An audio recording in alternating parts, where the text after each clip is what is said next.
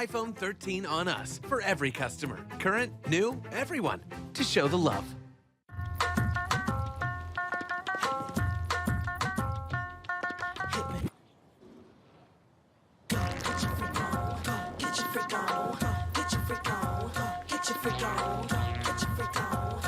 Black Star Network is here. Oh, no punches! I'm real revolutionary right now. Support this man, Black Media. He makes sure that our stories are told.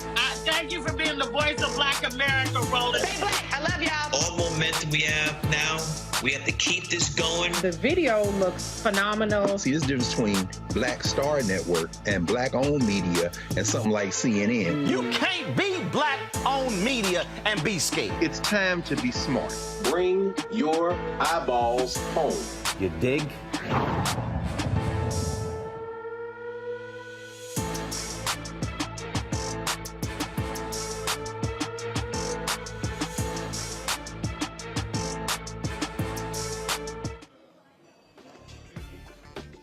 Today is Wednesday, June 15, 2022. Roland Martin Unfiltered, broadcasting live on the final day of the UNCF Unite 2022 Summit for Black Higher Education. We are here. Coming up on today's show, we will hear from the President of Morehouse. He talks about taking over, not being a Morehouse man, and he addresses the controversy of hiring a white woman to run communications there at Morehouse. It's been a lot of drama. He speaks on it for the very first time. Also in our Tech Talk segment, we're talking about a new platform with the UNCF called UNCFV. It is their online portal that's going to advance the issue of online education for historically black colleges and universities. Also today, the white domestic terrorist who killed 10 black people in Buffalo has been indicted on multiple federal hate crime charges. Speaking of white domestic terrorists, a congressman is shown on video escorting folks around the Capitol the day before the January 6th, insurrection. It wasn't a normal tour. It was not even in the pathway of where they normally have tours. Trust me, y'all don't want to miss this video as well. Also today, in the hearing dealing with the issue of gun control, GOP lawmakers, well, they show their asses again when it comes to gun safety measures in America. Also, last night there were elections in various places. Congressman Jim Clyburn crushed his opposition 90-10. Y'all might want to leave the 82-year-old black man alone, I'm just saying. We'll also talk about how Republicans in New Mexico are not trying to certify the election results for the Democratic nominee for Secretary of State. I warned y'all about these people, hashtag we tried to tell you. Also, on today's show, we'll continue our discussion with fathers who are focused on the Poor People's March taking place on Saturday in the nation's capital. We'll be broadcasting right here on the Black Star Network. All right, folks, it is time to bring the funk on Roland Martin Unfiltered on the Black Star Network. Let's go. He's got it. Whatever the miss, he's on it. Whatever it is, he's got the scoop, the fact, the find.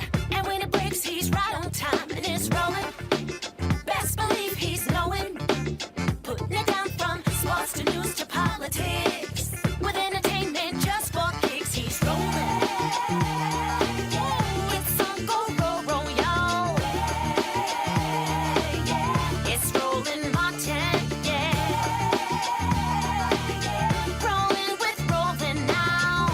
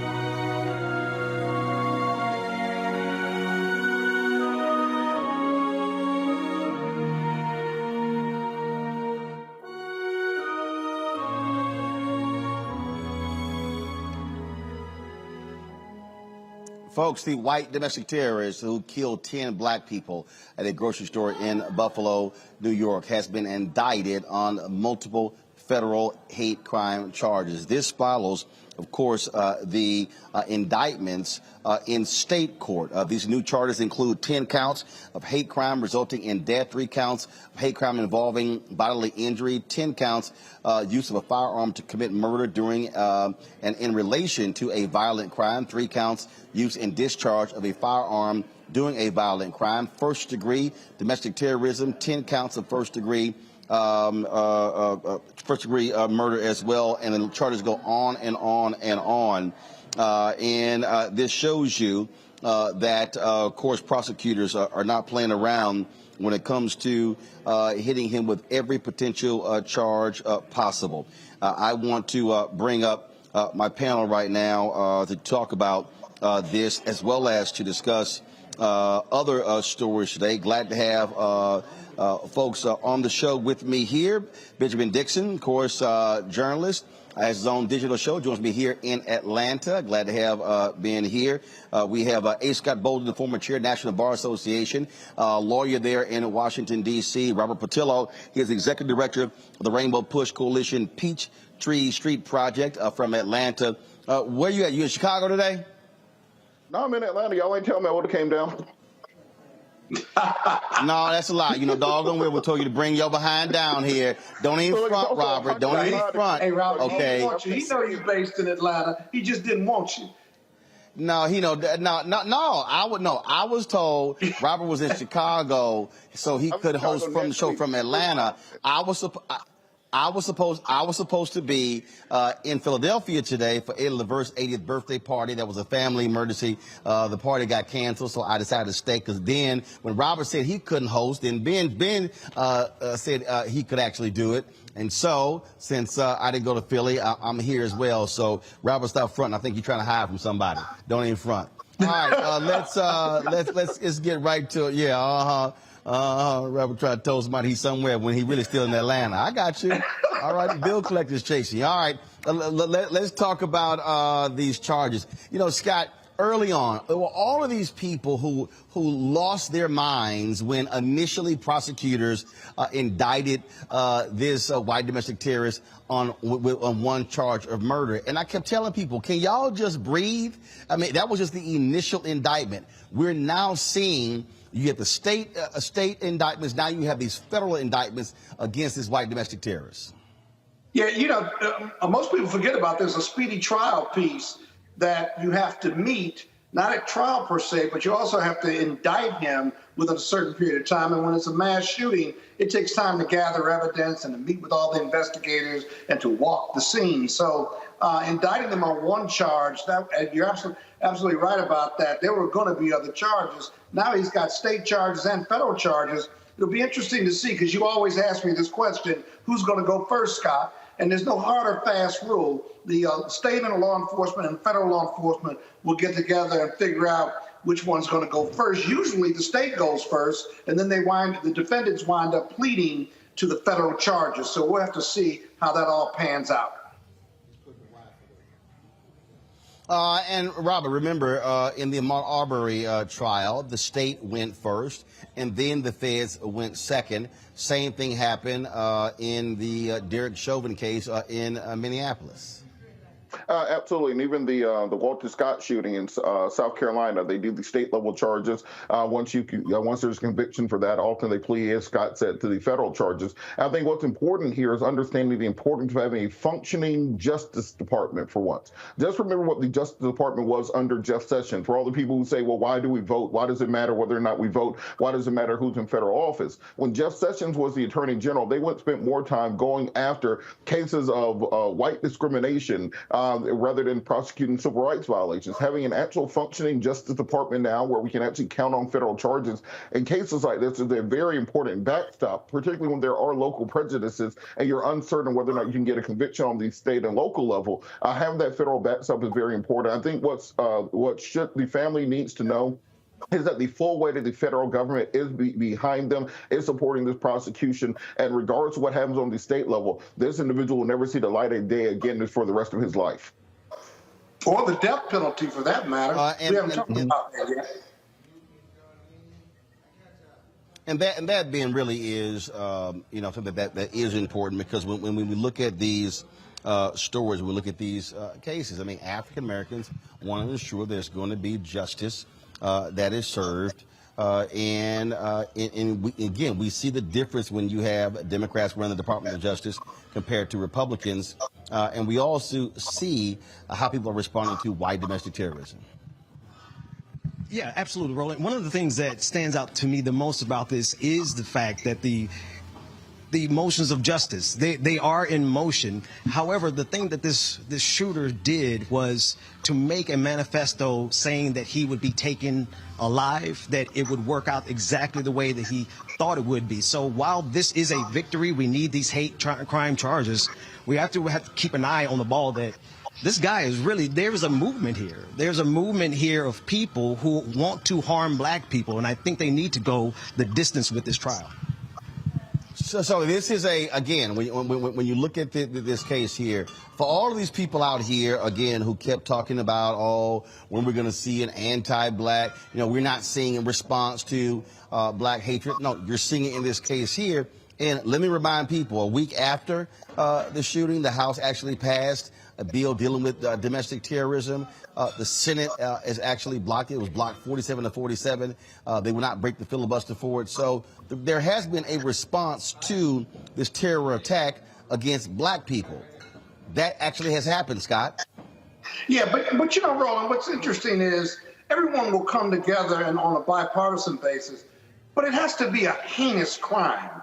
They don't get, people that don't look like you and me don't get the everyday racism and police brutality that black and brown people go through. They can understand George Floyd. They can understand the New York mass shooting, and they'll say, okay, we got to do something about that. But the everyday just misses them as well as their constituents. The other question I think is fair is, how does this defendant get taken alive, right? I'm not going to compare whether he should have been killed or not, but it begs the question, because whether the federal government is going to implement the death penalty or not will be one of the three decisions law enforcement has to make, or at least the prosecutors. One, is the state going to go first? Are the feds going to go first? And by the way, regardless of who goes first, are you going to ask for the death penalty or not? We've seen some reports where the families of the victims have been urging law enforcement, at least in a couple of reports I saw, that they didn't want them to seek the death penalty. But in the end, the feds and the state will take the families' views of the world on this into consideration. But if there was ever a case that merited this type of criminal prosecution and death sentence, in my opinion, right? And I'm an anti-death penalty, this would be one that I wouldn't object to, if you will. And so we'll have to see how that plays out. There'll be great debate about that once this defendant is convicted. And Roland, I think also it's important that Yeah, Robert, go ahead. Well, I was going to say the other thing that people need to look at is how the FBI and how the Department of Homeland Security investigate the terrorist network that he was potentially a part of.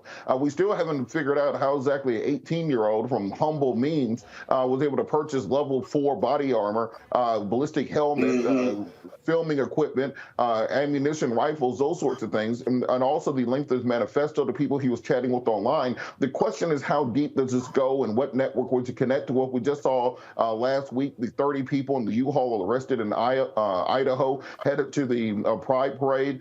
Those same people they have found out were fighting over in Ukraine with the Azov Battalion, because that's how deep these networks of white supremacists are attached to around the world. So let's not just take this as just a lone wolf, mentally disturbed young person they try to write it off as. We need to figure out how far this goes, because the fact, just look at what happened to us when we did not take the first attack on the World Trade Center seriously. They came back later with 9/11. Let's not just write off these one-off attacks as if they're not going to come back later with more people after they learn from this event. Well, folks, today, Attorney General Merrick Garland, he visited the makeshift memorial that has been at that Tops grocery store, and he talked about what the Department of Justice was going to do to ensure justice is served in this case. In the days and weeks since the attack, we have all witnessed the strength of this community's bonds, its resilience, and its love. I am humbled to have just felt that firsthand in my discussions with the families. Hate-fueled acts of violence terrorize not only the individuals who are all attacked, but entire communities. Hate brings immediate devastation, and it inflicts lasting fear. At the Justice Department, we view confronting hate crimes as both our legal and our moral obligation. The Justice Department was founded more than 150 years ago with the first principal task of protecting Black Americans and our democracy from white supremacist violence. Today, we approach that task with the same degree of urgency as we did then.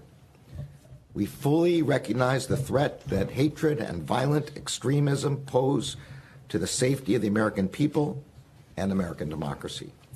We will be relentless in our efforts to combat hate crimes, to support the communities terrorized by them, and to hold accountable those who perpetrate them. No one in this country should have to live in fear that they will go to work or shop at a grocery store and will be attacked by someone who hates them because of the color of their skin. Someone who commits that act because he subscribes to the vile theory that only people like him belong in this country. And no one in this country should have to bury a loved one because of such hate. Of course, Peyton Gendron is that white domestic terrorist who has been charged in this particular case. Now let's talk about those other white domestic terrorists who stormed the Capitol on January 6th because they were angry that black folks voted in significant numbers in the 2020 election. The January 6th committee today, folks, released this video showing a Republican who was, of course, giving people a tour. But this was not a regular tour. He was taking them in places where people normally do not go.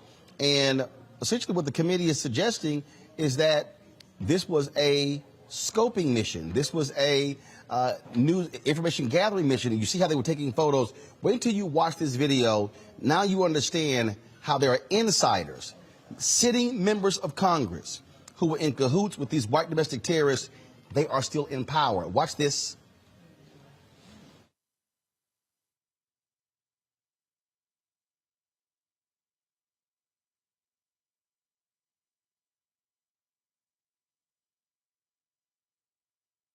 It has begun here at the Washington Monument, Washington, D.C. Say hello to Facebook.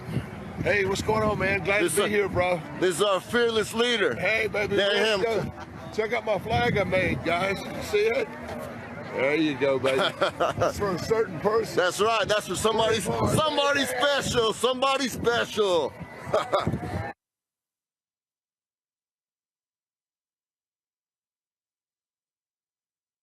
All right, we are basically at the Capitol with probably close to 2 million true American patriots. They are swarming and converging mainly from Constitution Avenue, but from all routes in.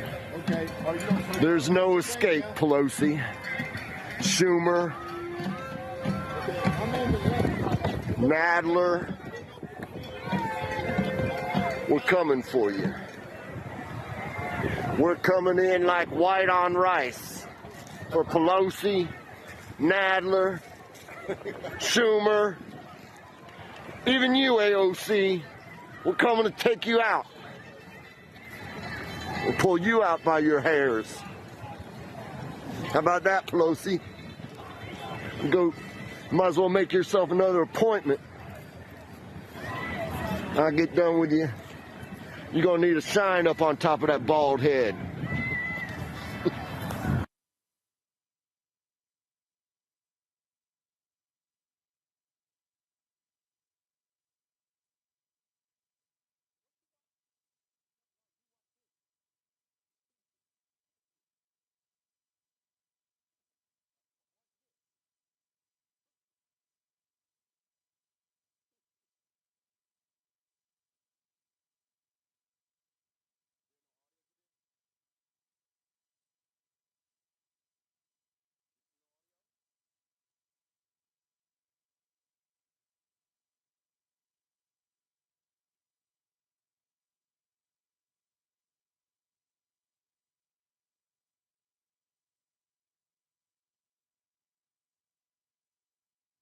You said 10? You see that, Ben, and you see what transpired there. You see the actions of this member of Congress. Again, folks have been talking about this in a significant way about Congressman Laudermick. Now, here's what's interesting. He previously said in numerous times that he did not give any tours to anybody. Well, the video sort of contradicts what he had to say. And so today, he finally admitted that, well, he did give some tours after previously saying that he did not. You had on that particular day, Congressman Boebert, who was tweeting the positions of the Speaker of the House, who they were trying to move out for her safety.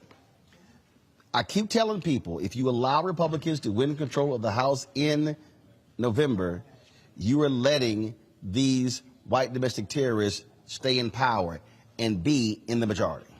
That's right. Roland, there's really no way to mince words here. There is a mass conspiracy being led by the Republican Party to take over this government, and we see it happening every day in these hearings. We're seeing the truth. Now, I wish we would have seen some of this footage a long time ago, particularly this footage. We should have seen this as soon as we could have. I felt like it came out a little too late, but we have it now. And we see all of these Congress people who are complicit with the coup. I think they need to be put out of power. They need to be held accountable. If there are charges that can be charged, they need to be charged with it. Because let's be real, had this been a left-leaning or anything that was remotely progressive, and definitely anything black, they would have had us all in jail by now. Oh look, I can guarantee you right now, Ben, that if there was, if you had Congresswoman Ayanna Pressley, if you had Congresswoman Sheila Jackson Lee, if you had any of them giving tours to members of Black Lives Matter, if you had them giving tours to Tamika Mallory, Linda Sarsour, I can guarantee you there would be a totally different response if Republicans were in control and that actually happened. Absolutely. And it goes the same thing. If we had showed up on the steps of the Capitol with anything but a sandwich, they would have laid waste to us right there. And we're seeing this. And the sandwich could not even be in aluminum foil. Right.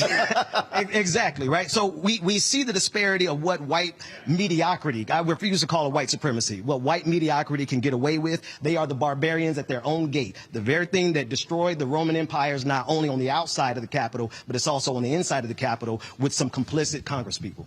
Robert, again, when you see the video and then when you see what we keep hearing, when you see them calling out more members. Now you have Republicans who are claiming, oh, no, I wasn't trying to seek a pardon from Donald Trump. Now you're lying. Again, they are being exposed for who they are. But I keep telling our people, don't play games with this come November.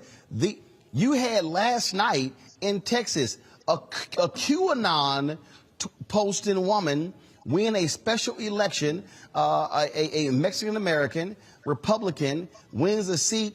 This person is posting QAnon crap on her social media. Really?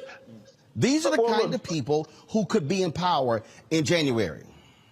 Well, taking the analogy to the fall of the Roman Empire a step further, remember the reason that Alaric had such an easy time storming Rome was because they had barbarians on the inside. For centuries beforehand, they had started bringing in Goths and Visigoths and Gauls into both the Senate and into the Roman military. So they opened the gate for them to come in. It wasn't an overthrow. It was simply them being invited in. We saw the exact same thing at the Capitol when the gates were opened by the Capitol Police and by the law enforcement there. We're seeing the exact same thing currently with Republicans saying, well, why didn't you put Jim Jordan or Marjorie Taylor Greene on the January 6th commission? This is why, because they're suspects in this. You're not going to put these suspects on the jury for the crime. And I think that the fact that the January 6th committee had said they're not going to make criminal recommendations, I think that is a mistake. I think we need to be finding out not just about Donald Trump. Donald Trump is a symptom. You have to get the actual the actual virus out of the system. You have to get the sickness out.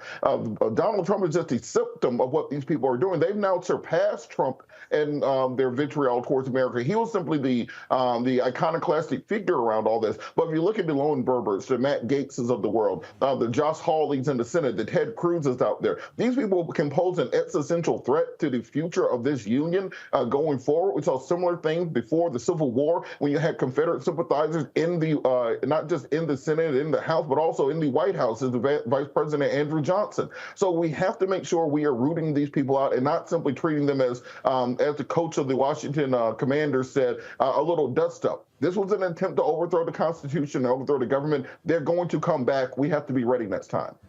Yeah, no question about that. Scott, today, Scott, I got this. Hold on. Today, you had the crazy Republicans. It's really the whole party, but the truly crazy Republicans hold a news conference where they were whining and complaining about how Republicans were being treated and how grossly unfair this is. Well, we went through justice for George Floyd, justice for him, but we don't see any justice for these people that went into the Capitol. None. Do you want to know how they're treated? I'll tell you what I saw. I saw men in that D.C. jail that hadn't had a haircut, couldn't shave. They were filthy, dirty, and disgusting. They looked extremely unhealthy because, you know what? They can choose between going outside for maybe an hour a day or calling their family. American citizens are being held for offenses related to January 6th, and some of these individuals have not been convicted of anything. They are being held pre-trial with no bail being offered, and the DOJ, listen to me, the DOJ continues to treat these individuals like one would expect of a convicted terrorist. Folks, this is not North Korea. This is not Guantanamo Bay. This is happening 2 miles from where we are standing. It is happening in that jail, one of the most foul and unsanitary detention centers in the country.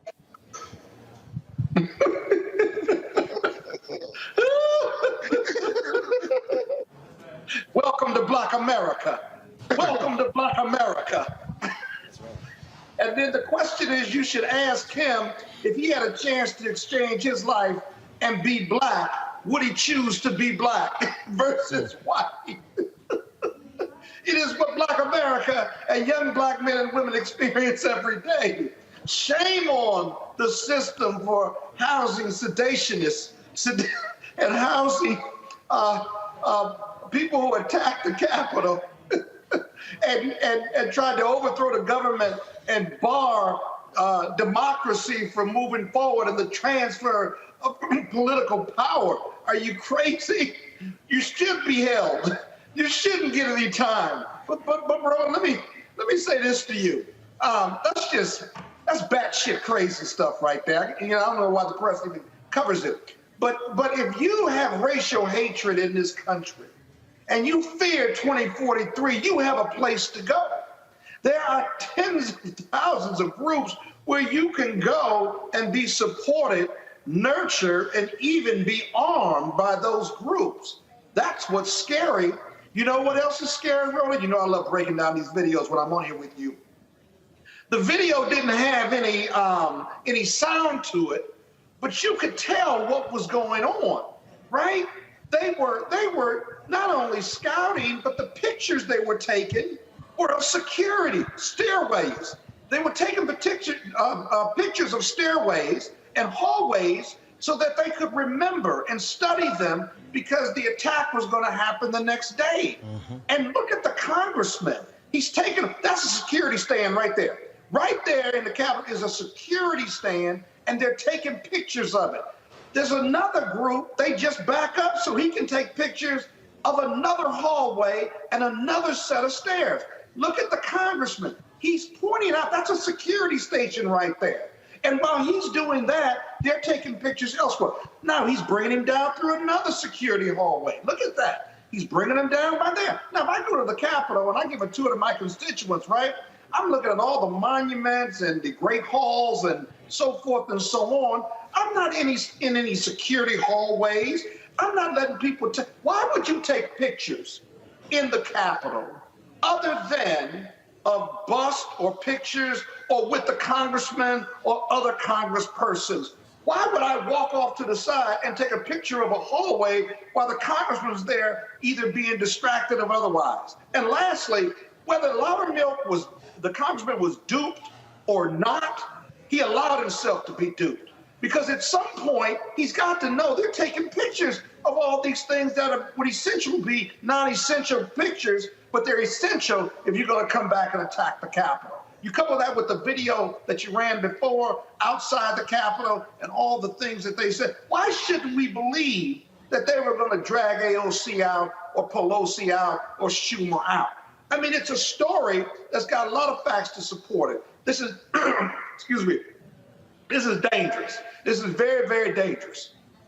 To the point that what Marjorie Taylor Greene was making, it's interesting that these are the exact same people who oppose any form of criminal justice reform. They oppose bail reform. They oppose sentencing reform. They oppose breaking down the criminal industrial complex. They oppose humane conditions in U.S. jails. They oppose closing Guantanamo Bay. But the minute that is their people locked up, the minute that is their MAGA insurrectionists who actually have to deal with the same conditions that black and brown people have been dealing with for the last 400 years in this country, all of a sudden they are outraged. Oh my God, they can't shave. They aren't being well fed. Look, if you spent the night in the Fulton County Jail at any point in time in your life, you know that is a mild night there comparatively to what they're talking about. So I think that this might be the place where you pull these people together and say, look, I will agree with you on the conditions of the jail. Let's put together a criminal justice reform bill so that we change that for everybody, not just for your white insurrectionists who are now experiencing the same system that everybody else is experiencing right now. How awful they treat them white boys in there. I'm sitting. Scott, hold on. Scott, hold on. Scott, hold on. Damn. Hey, man, I'm geeked today. I'm pumped up today. Oh, my God. Ben, hey. I done told you 3 times now. What kills me, Ben, I'm sitting there, oh my God, the conditions are horrible. They can't shave. They can't get a haircut. They're only outside 1 hour a day. They're in jail. They're in federal detention. Yeah. That's what jail is. I mean, you don't get to walk around like you're on the outside. You committed heinous acts. Right. That's what it is. So to Robert's point, Kristen Clark and her civil rights division, they've been going after indicting, prosecuting, and jailing corrections officers for the treatment of prisoners. I would love to see these Republicans stand with them when it comes to that, but no, they're whining about their little insurrectionists. Yeah. As it pertains to the conditions of all of these insurrectionists, my question is, did they die? Because Khalif Browder died, right? Because of all the boys who are dying over a backpack. Allegedly stealing a backpack. Right. Not an insurrection, not a treason. Like, it's funny what they consider treason. Pastor Mark Burns is trying to categorize being a gay or lesbian as treason, but actual treason took place on January 6th. And if they are interested in carrying out the actual punishment for treason, Mark Burns is recommending death. That is the type of punishment that is associated with treason. Now, if they're worried about the living conditions in the jailhouse, we will stand with them. But I have a feeling that Marjorie Neanderthal Greene will not be standing with us to fight against the criminality of this prison industrial complex, because she really, and I'm sorry, they are getting a little too cavalier with the names of our martyrs. Just to hear her say George Floyd, when I know without a shadow of a doubt that there's something giddy in her, gets happy when she could throw that in our faces, the barbarian is really showing. I got to take a break. We come back. I got to discuss, y'all, this Washington Post story that shows you how crazy and deranged they were trying to use the Department of Justice. Folks, when I reach these details, again, hashtag we tried to tell you. And for every single one of these so-called respectable Republicans, James Baker, Ari Fleischer, Chris Christie, on and on. They literally campaigned and they wanted this man, Jack Nicklaus. They wanted this man back in power. Wait until I break down for you the Washington Post story on how these people tried to use every mechanism in the Department of Justice, illegal efforts to steal this election. None of these people, not those who were involved, not those who supported it, should ever be allowed to be near public office. I'll break it down next on Roland Martin Unfiltered on the Black Star Network. Verizon just gave us all a brand new iPhone 13. We've been customers for years. I thought new phones were for new customers. We got iPhone 13s too, switched to Verizon 2 minutes ago. Ours were busted, and we still got a shiny new one. Check it out. So wait, everybody gets the same great deal. I think that's the point. iPhone 13 on us for every customer. Current, new, everyone. On any unlimited plan, starting at just $35. All on the network more people rely on.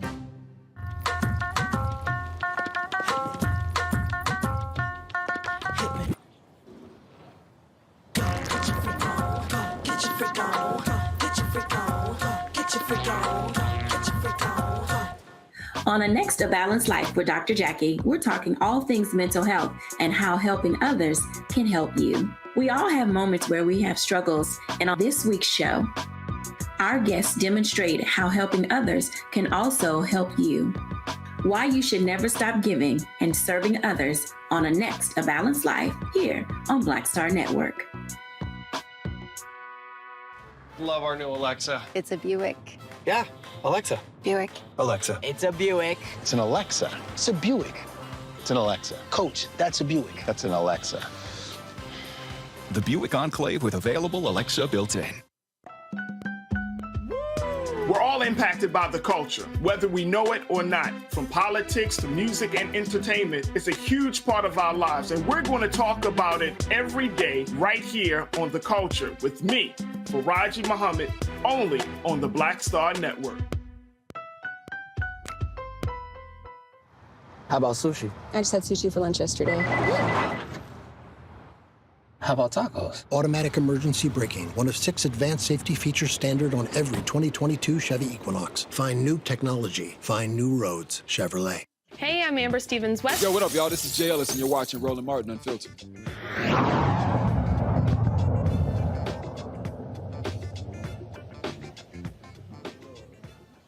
All right, folks, welcome back to Roland Martin Unfiltered. We've got lots of stuff we're covering over the 2 hours of this show. In the next hour, we'll hear from the Poor People's Campaign, talk about Saturday's march. We'll hear from a father involved. We'll hear from the President of Morehouse, David Thomas, talking about him, of course, leading the organization, but also the controversy he's had to deal with in the hiring of a white woman to be his communications chief. And we'll talk about HBCUV, the online platform that the UNCF will be launching on next week. The Washington Post dropped a story today that details the length at which Trump officials in the Department of Justice went in order to try to steal this election. There was an environmental lawyer, who was very strange how he literally went to Trump to say, make me the Attorney General, and basically I will send letters to the states saying, we'll take over your elections. Really? This is one of the things that was supposed to be discussed in today's January 6th committee hearing. It was postponed. It's going to be a hearing tomorrow. But Robert, this is what is absolutely strange when you see this story. How they wanted to use all the powers, and the 2 senior executives in the DOJ said the entire department will walk out. Told Trump if these people are allowed to be in power. That's the reality of what we're facing in this country. Well, I think what these hearings have laid bare is the fact it was literally a half dozen people that saved our democracy. If you really want to get down to the nitty-gritty, if you want to really think about it. If you look at William Barr, Mike Pence, and the attorney generals of some of the swing states, that's pretty much it. That is all that stood between us and a complete overthrow of the United States government beyond what happened with the insurrection. And the fact is, if you listen to what Peter Navarro said about their Green Bay sweep play that they planned on running, The insurrectionists storming the Capitol is maybe the only thing that stopped them from succeeding, because by them getting violent, by them going crazy, it turned public opinion against what they were trying to pull. They were fine with William Barr resigning or being fired. They were fine with all the DOJ lawyers walking out so that they could replace them with their own stooges so they could put in power without needing to have them Senate confirmed. And then if Mike Pence had simply agreed, that the Attorney General in Georgia, Raffensperger, had agreed to get him his 12,000 votes, that the Attorney General in Wisconsin and Michigan had agreed to, in Arizona had agreed to do the same, we'd be looking at a very different country right now. And so this is why these hearings are so important, because next time, the reason they are running in statewide elections, the reason Donald Trump was here in Georgia campaigning for the Secretary of State's office, for Lieutenant Governor, for state level seats, is he wants Trump loyalists at every level of government for when they try this again.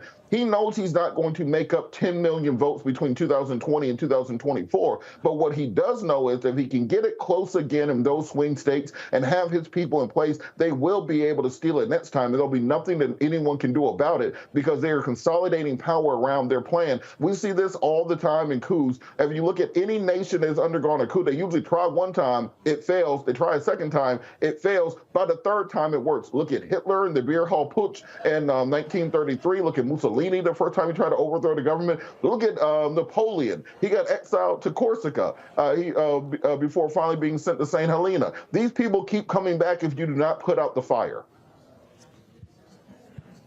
Scott?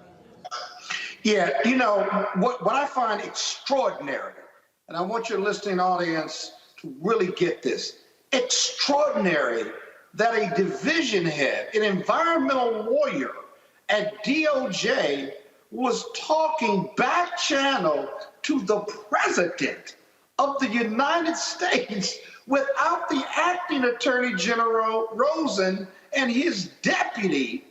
It is unheard of. It is unbelievable. It's never happened before. And Rosen and his deputy find out, and they rush to the White House, and they're in a meeting with Jeffrey Clark, who is in front of them trying to convince Trump that he should be made Attorney General. Later, Clark continues to talk to Donald Trump privately and then goes to the Attorney General. This is good, Roland. Goes to Rosen and says, if you sign the letter, right, I can make it so that you continue to be acting Attorney General, but you got to sign the letter. What? What? And Rosen's testimony later is just...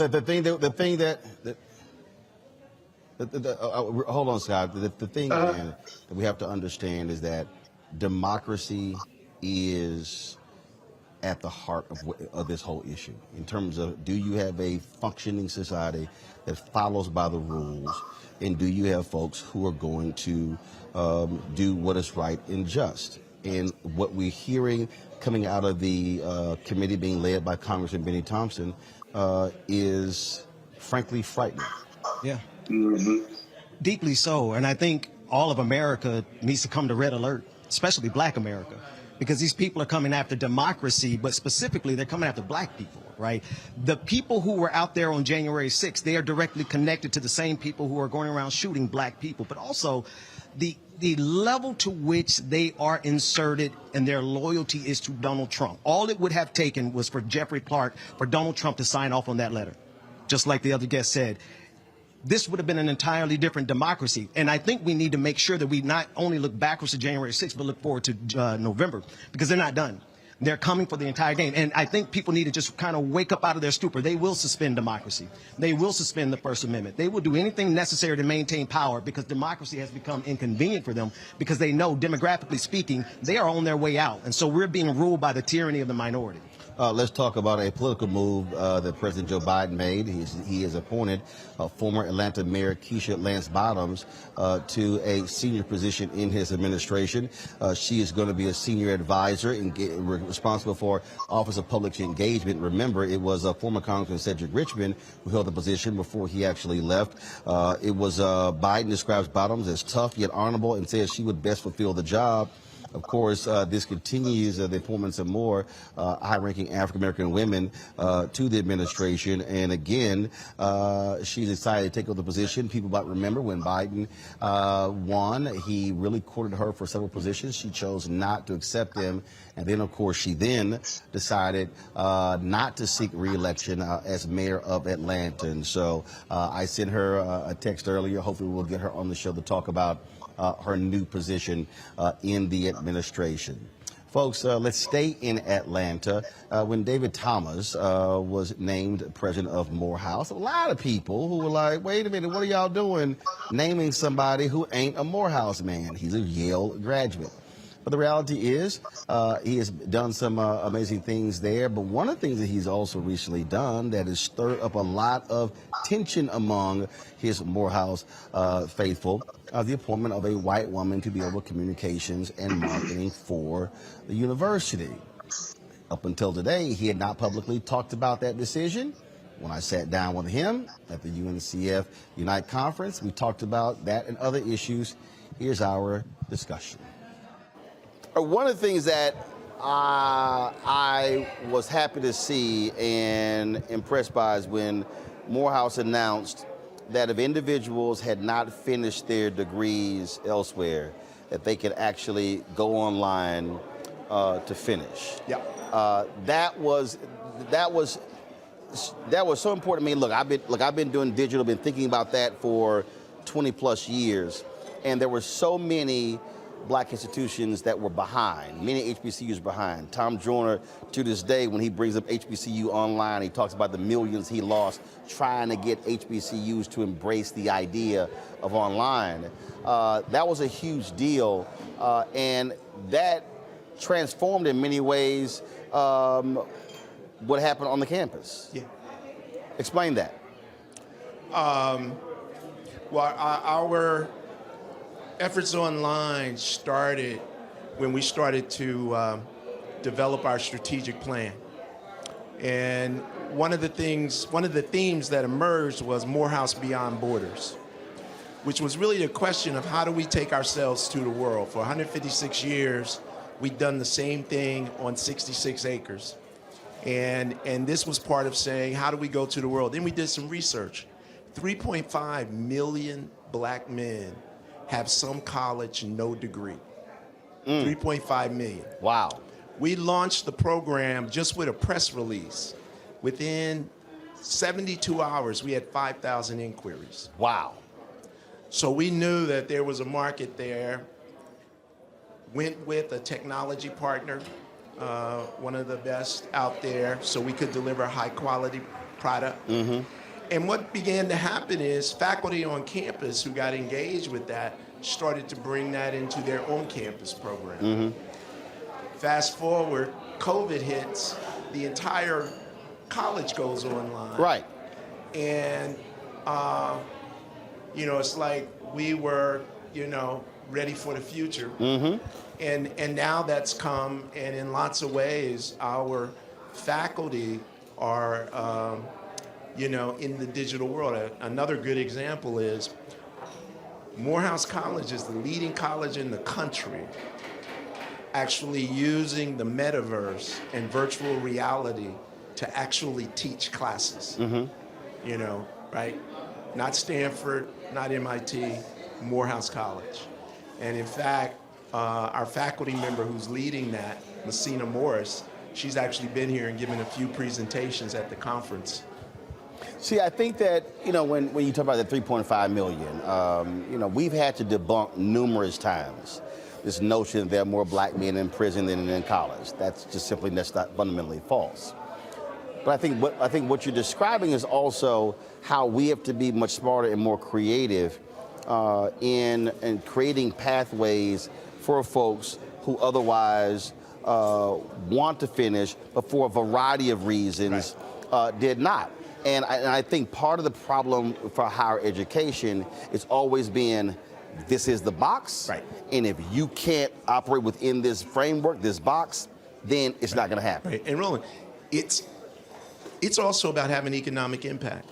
We know that an individual with a college degree versus not, even if you've got some college, will make over their lifetime $1 million more if they have the degree than if they don't. Mm-hmm. Well, in our community, $1 million over 30 years is a lot of money. Right. Right. So we also see it from that vantage point. And right now we have 1 degree program.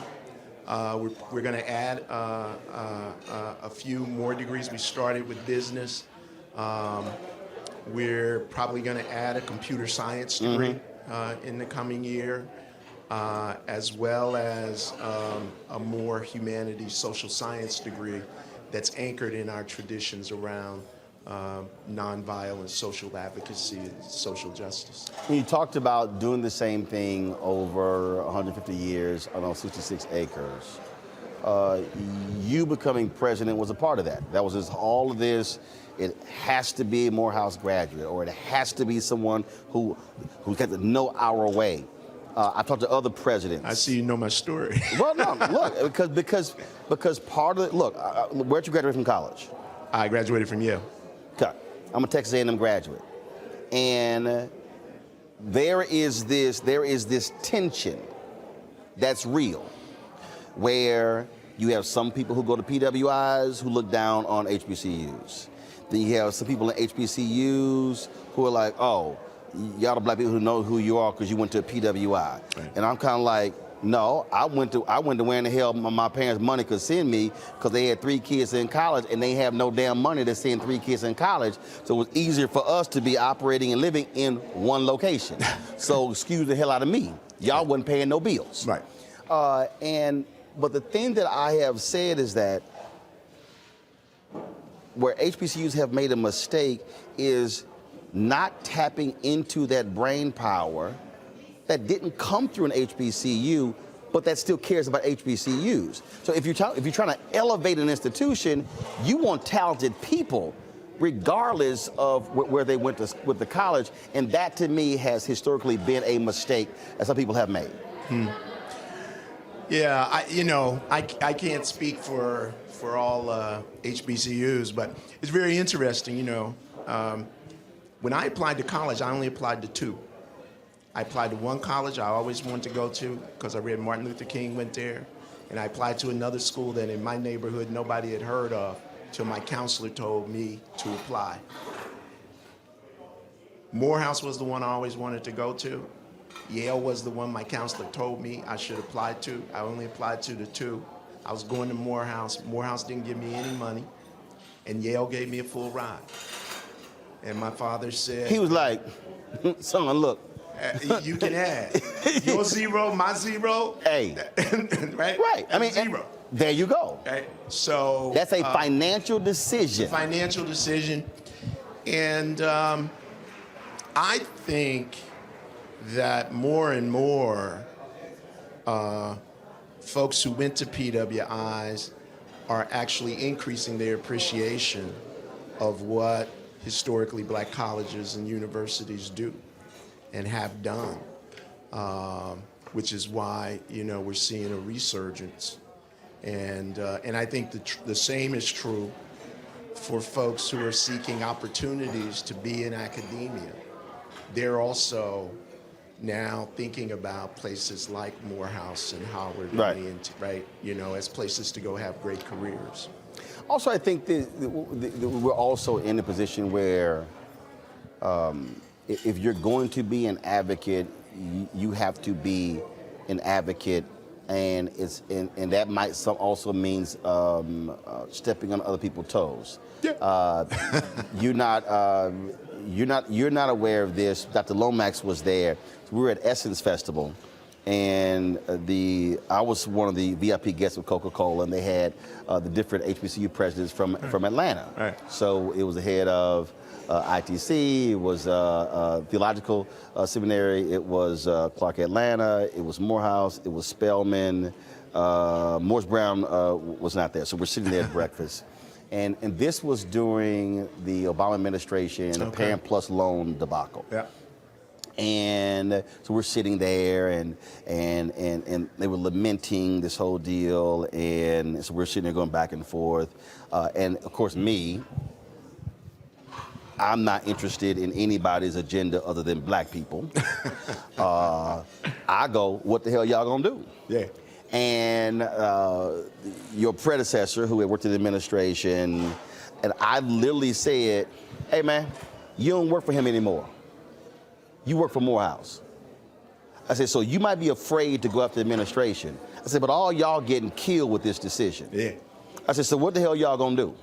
And then they were all like, well, you know, we would love to do black radio, but it's hard to get on. I said, I'm sorry. I said, I got a segment 4 days a week on Tom Joyner Morning Show. Tom's a big HBCU advocate. Which one of y'all has actually called to come on the air? And they were all like, I said, now look, I'm not here. I got friends, I'm good. I said, but if you're gonna be advocating on black people, I said, y'all gotta stop being afraid to criticize the first black president and look at him as the 44th. Yeah. And they were like, damn. And I say that because I believe that we have to be aggressive in challenging black people who sit on corporate board of directors, who are executives, saying, how are you funding? How are you assisting?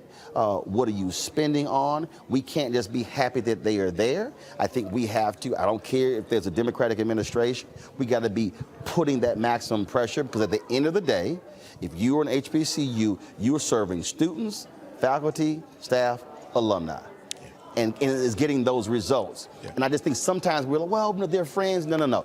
Being friends don't pay bills. Yeah, and you know, one very recent example that underscores what you're saying, when they first started to come out with the HERF relief bills. Yeah. None of the HBCUs were saying, you know, where's our call? But some of us made calls, and with the leadership of UNCF, we went and lobbied for our money. Yeah, UNCF, Thurgood Marshall, NAFIO. Yeah. The result was $2.8 billion. Yeah. Went to HBCUs. And we had our HBCU loans forgiven. $1.6 billion. $1.6 billion. $56 million at Morehouse. And it was precisely because, you know, closed mouths don't get fed. But that's also where... Right? And we opened our mouths. But that's also where... Because it's also where we have to also activate our base. That's right. Because what you have is look, I'm an alpha. You've had alphas and deltas and omegas and AKAs. Combined, you're talking about 2 million plus members. Right. And my whole deal is we've got to be willing to press that button and send that alert out and say, call. And so all of a sudden, when they get that, when they look up and it's 2 and 3 and 5 and 10,000 phone calls and emails, like, man, what in the hell is going on? I've said that if you're in a city council, school board, county commissioner, state legislature, or Congress, if you see a group of women, a massive group in pink and green, that should invoke fear in them. Well, the same thing. It should be, how are you mobilizing Morehouse men? Put that blazer on. Yeah. And show up and let them know, and where they feel that that intensity, it's activating our base. And I think too often what our base is doing is going, well, Mr. President, what you doing? Yeah. Where it's like, no. I need 500 of y'all to show up. Right. Because if I show up, it's one, yeah, I'm doing my part. But if I walk into the room with 500 behind me, it's a whole different conversation. Yeah. No, you're spot on, and we've been trying to work that.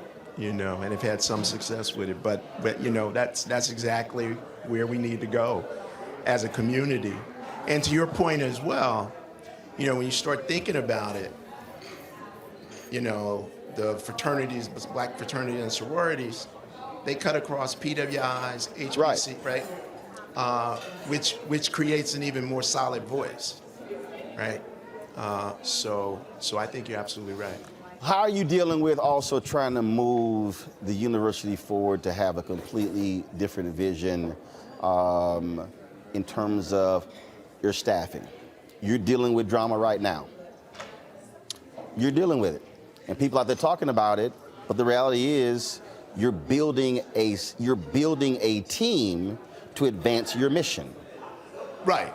And you know, for those who may not be following it, right, that drama is I hired a white woman to be on my senior team who oversees our communications apparatus. And I have to say that, you know, there's been more talk about it than I actually imagined. The bottom line for me, Roland, You didn't see it coming? I didn't see it coming, some of the nastiness of it. I actually didn't. Coming out of the Morehouse community, I actually didn't see. I could have told you that. Some of the nastiness. Look, I've been in black media so long, I could have said, say, bro, this was about to come down. Be prepared. But go ahead. You know, but I think the bottom line is I've been trying to build the organization, the faculty, the staff that can ensure Morehouse is around for another 156 years. And what people don't know is that the last head of our marketing apparatus was not an African American. He was Filipino. He only had 2 years in higher education, none of it at an HBCU, and he transformed our communication organization. We put admissions under him. This year, we're having the best admissions year in the history of Morehouse College. Our applications are up 41%. We've already closed our acceptances. We got so many cats who want to come, whereas they used to be open till August. Wow. Okay? Now, to me, that was about investing in someone who's going to come and think different. And we have that in other areas where I hired people, African American, some women, who people might have thought, you know, how come you're not hiring X or Y? Transformative, right? We're in the middle of a $500 million capital campaign. It was led by the first black woman to run advancement at Morehouse College. And we're already $250 million to the goal. Now, no one questioned why you got a black woman running that with a school with black men. Some people did. Some people did. It just didn't go virtual. Boom. But some people did because, you know, her predecessor was a Morehouse man. So some people did question. But your deal was? My deal was? Results. And the good thing about the Morehouse community is once they see results, is quite frankly, as you know, when they chose me, there were some people who literally were campaigning not to have a guy who wasn't. Oh, I know. Oh, no. And today. I got calls, emails, wanted me to do stuff on the show, and I was like, man, that ain't got nothing to do with me. Today, I think 90% of my alumni would say, great choice. You know, don't agree with everything he's done, but the college has moved. So when it comes to your communications person, your deal is wait for results. My deal is wait for results. I haven't put out one email to explain it. I hire, I fire, and the board hires and fires me. And so I'm not writing a note to explain myself other than to say open search process, hire the person who, after being interviewed by lots of people, all these individuals interviewed by lots of people, emerged at the top, and the person who I thought would most bring a set of skills and perspectives that would challenge us to really not take for granted what we do that makes us great. Last question. 5 years from now. Yeah. Where do you want Morehouse to be? Number one, I want Morehouse, as a result of our efforts in fundraising, to be need blind. There's no HBCU today that is need blind. Explain for people who don't know what need blind means. Need blind means you get admitted without regard to how much your family can pay.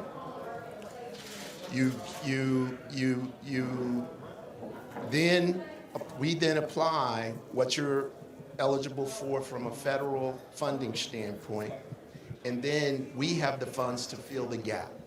What it means is your family will not have to go take a high-interest Parent Plus loan to get you through Morehouse, which is the case today. Right. What it means is a David Thomas at the end of this decade will no longer exist, meaning my father would have opened that envelope and he would have said, hey, you're going to Morehouse. Because I got 0, you got BEOG, and Morehouse has the rest. End of story. So that's one place we'll be. The other place we'll be is educating somewhere in the neighborhood of 25 young men in our residential program.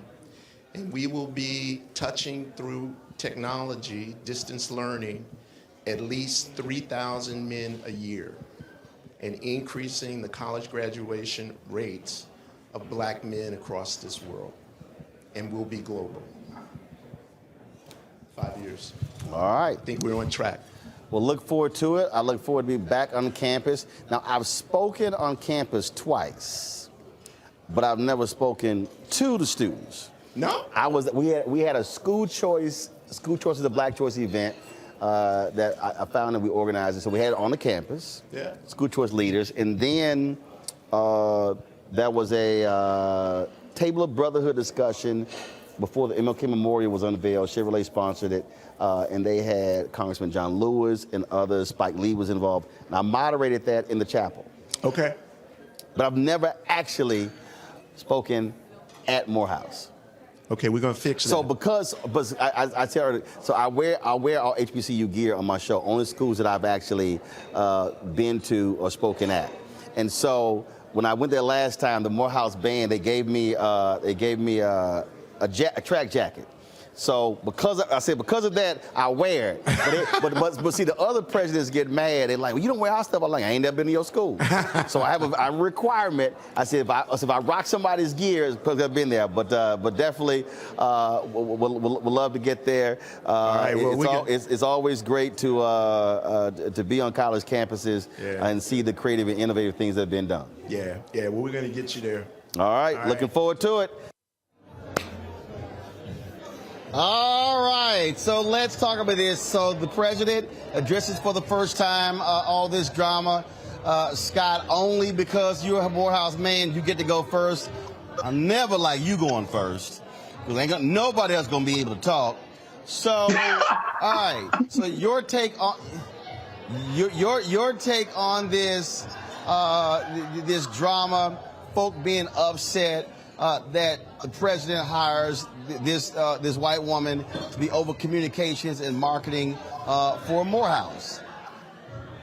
Well, Roland, I think a full disclosure, I'm secretary to the board of trustees for Morehouse College. I hope you haven't forgotten about that. But I will say this. I don't care. I don't care. I know you don't. You're not into labels or anything, but Kappa men are. I don't care. But whatever. Let me just say it again. We don't care. You got it. So I'm a little surprised. I'm surprised at the vitriol that's been online. As a board member, Dr. Thomas is right. Listen, this is his show. We hired him to move the college forward. He's done some incredible things. And despite the controversy that's been created on social media, not internally, Morehouse men, as he says, are all about results. And so I can tell you the board is more than willing to let him do his job, let him hire and fire, and wait for the results. Because in the end, Dr. Thomas, he has a PhD in organizational behavior. So he's all about results, and he looks at organizations from a little different than social media does, of course, and he's an expert in this space. And so the board is very supportive of his successes, his challenges, and really confident that he's going to continue to move the college forward. So that's what I think. But Robert, I'm not surprised. I'm not shocked at all. I mean, bottom line is African Americans, there's this view that, look, I mean, when you have black institutions, we're not in positions like this in other places, so therefore we should be in places like this here. I mean, I was with Urban One, Radio One. People were angry when Mary Catherine Mary Catherine Sneed was a white woman who was over all of Radio One's radio stations. Now, David Cantor, a white man, is over all the radio stations. At one point, TV One had Brad Siegel, who replaced Wanya Lucas as the president of TV One. He was white. And so you hear African Americans who are like, wait a minute, hold up, why aren't black folks in these positions? So I'm not shocked that there would be this response. Look, there's one important thing you have to understand. And she's been a white woman in a college for black men. Go ahead. Look, this is one of those important times to quote the prophet Dave Chappelle. Turn off your Twitter comments. Twitter's not a real place.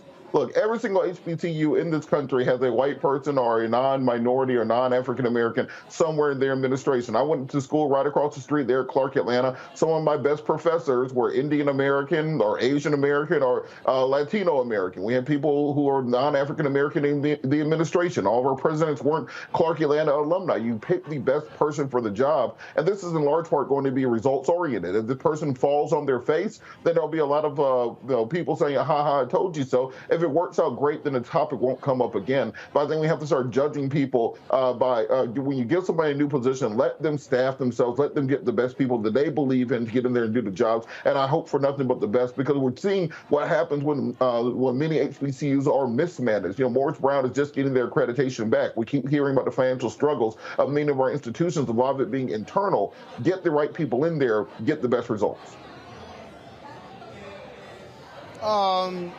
Ben, look, the president, when you give somebody the authority, their job is to hire the best person in their mind. And he said, look, we went through a process, and I simply chose this person to be the best person. But here's the deal, though. I guarantee you, if we were talking about Bernard, and they hired a man to be over communications for an all-women's college, there probably would be a response. But what happens in sports? You got a lot of men who are head basketball coach of women's basketball teams. And so you have this interesting, but you don't have enough women who are head coaches of men's basketball teams. And so I'm not surprised by this. But what I do like what President Thomas said, he said, I ain't sent no email. I ain't issued no statement. So his whole deal was, ain't nothing to defend. I like that. That's somebody saying, I'm sorry, what's your problem? We here working. Yeah, if, notwithstanding the fact that I'm sure there are plenty of qualified white people, I can understand personally how the community would say, what about a qualified and equally qualified? Because I no doubt there's an equally qualified black individual, several. Now, I agree, give this person a chance to win. If she does a great job, she does a great job, and we just leave it at that. But if we're going to look at results and they don't turn out the way that we expect or we hope, then you gotta go. It is what it is. Well, but I'll say this here. I've had to fire some black people. So, I mean, at the end of the day, is can you do the job?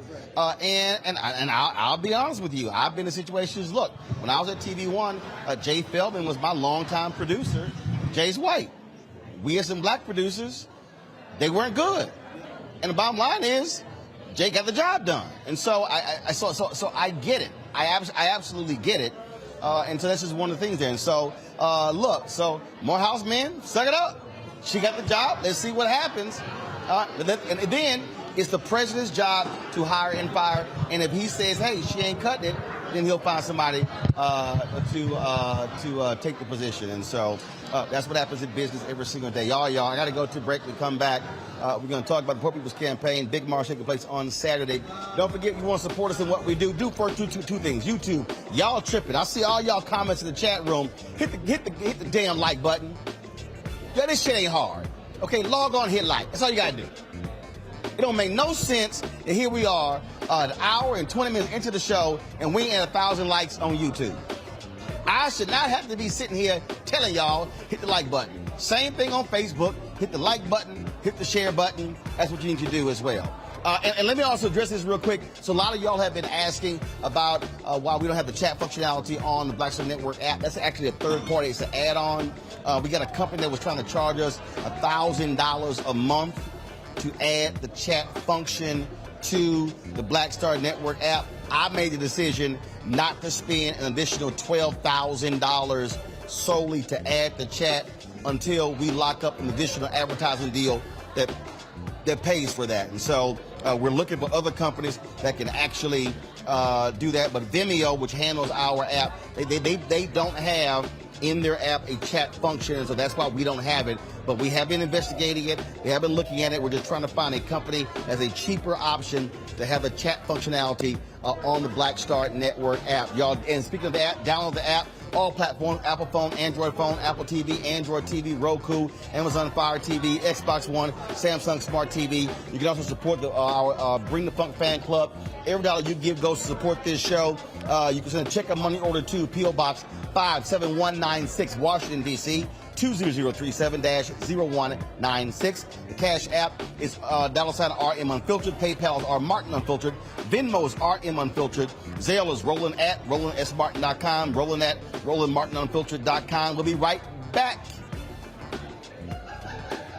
Love our new Alexa. It's a Buick. Yeah, Alexa. Buick. Alexa. It's a Buick. It's an Alexa. It's a Buick.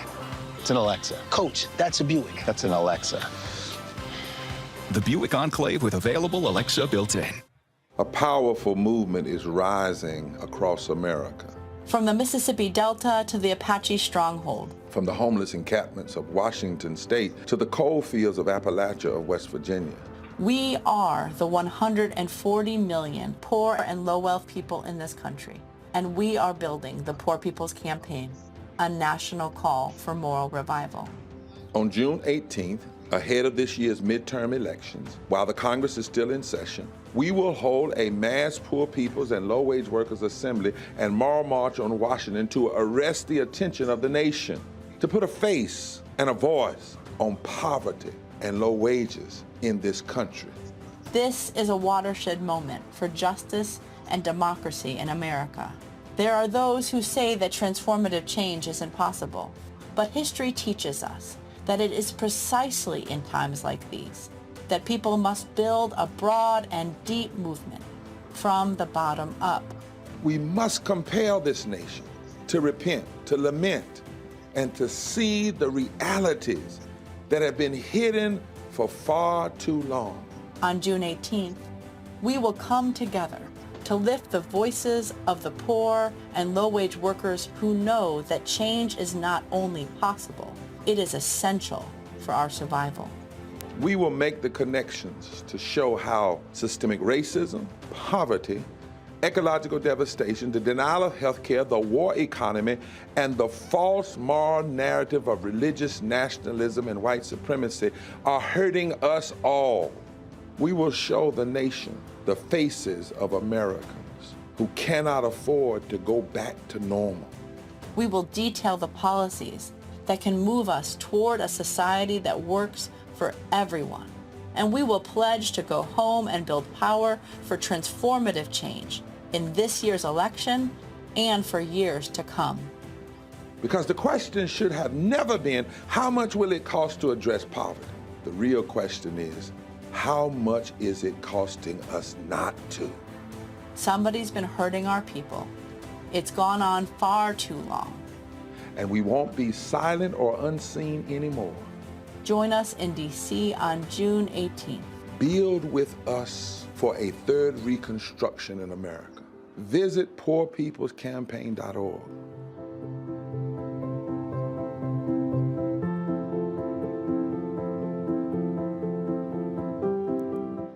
How about sushi? I just had sushi for lunch yesterday. How about tacos? Automatic emergency braking, one of 6 advanced safety features standard on every 2022 Chevy Equinox. Find new technology. Find new roads. Chevrolet. Hey, yo, Peace World, what's going on? It's the Love King of R&B, Raheem Devon. Hey, I'm Cupid, the maker of the Cupid Shuffle and the Wham Dance. What's going on? This is Tobias Trevelyan. And if you're ready, you are listening to and you are watching Roland Martin Unfiltered.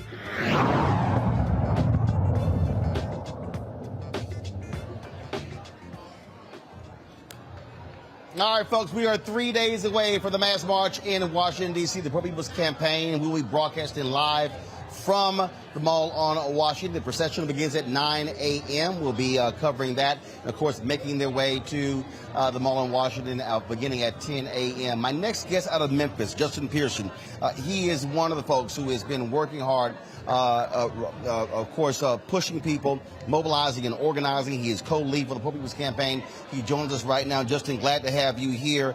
And so give folks an indication of the work that y'all have been doing. I mean, it ain't like y'all just been sitting here gathering and saying, hey, help poor people. There have been direct action that y'all have been engaged in for the last several years to support low-wage workers, to support poor folks in this country. 140 million people who qualify in that category. That's right. Roland, first, thank you so much for having me. I really appreciate it, and to all your viewers for watching. We have in this country interlocking injustices that are continuing to plague us. You've already mentioned economic injustice that's occurring with over 140 million people poor and low wealth. That's statistics before the pandemic. When we talk about systemic racism, poverty, ecological devastation, the denial of health care, the cost of militarism and the war economy, and the false moral narrative of religious nationalism, we realize that these interlocking injustices are plaguing our society and have created a status quo that is untenable. A status quo that is quite literally killing people. And we see that in the morbidities and the ramifications of COVID, and we're also seeing that in the economic strangulation of people who are poor and low wage in our country.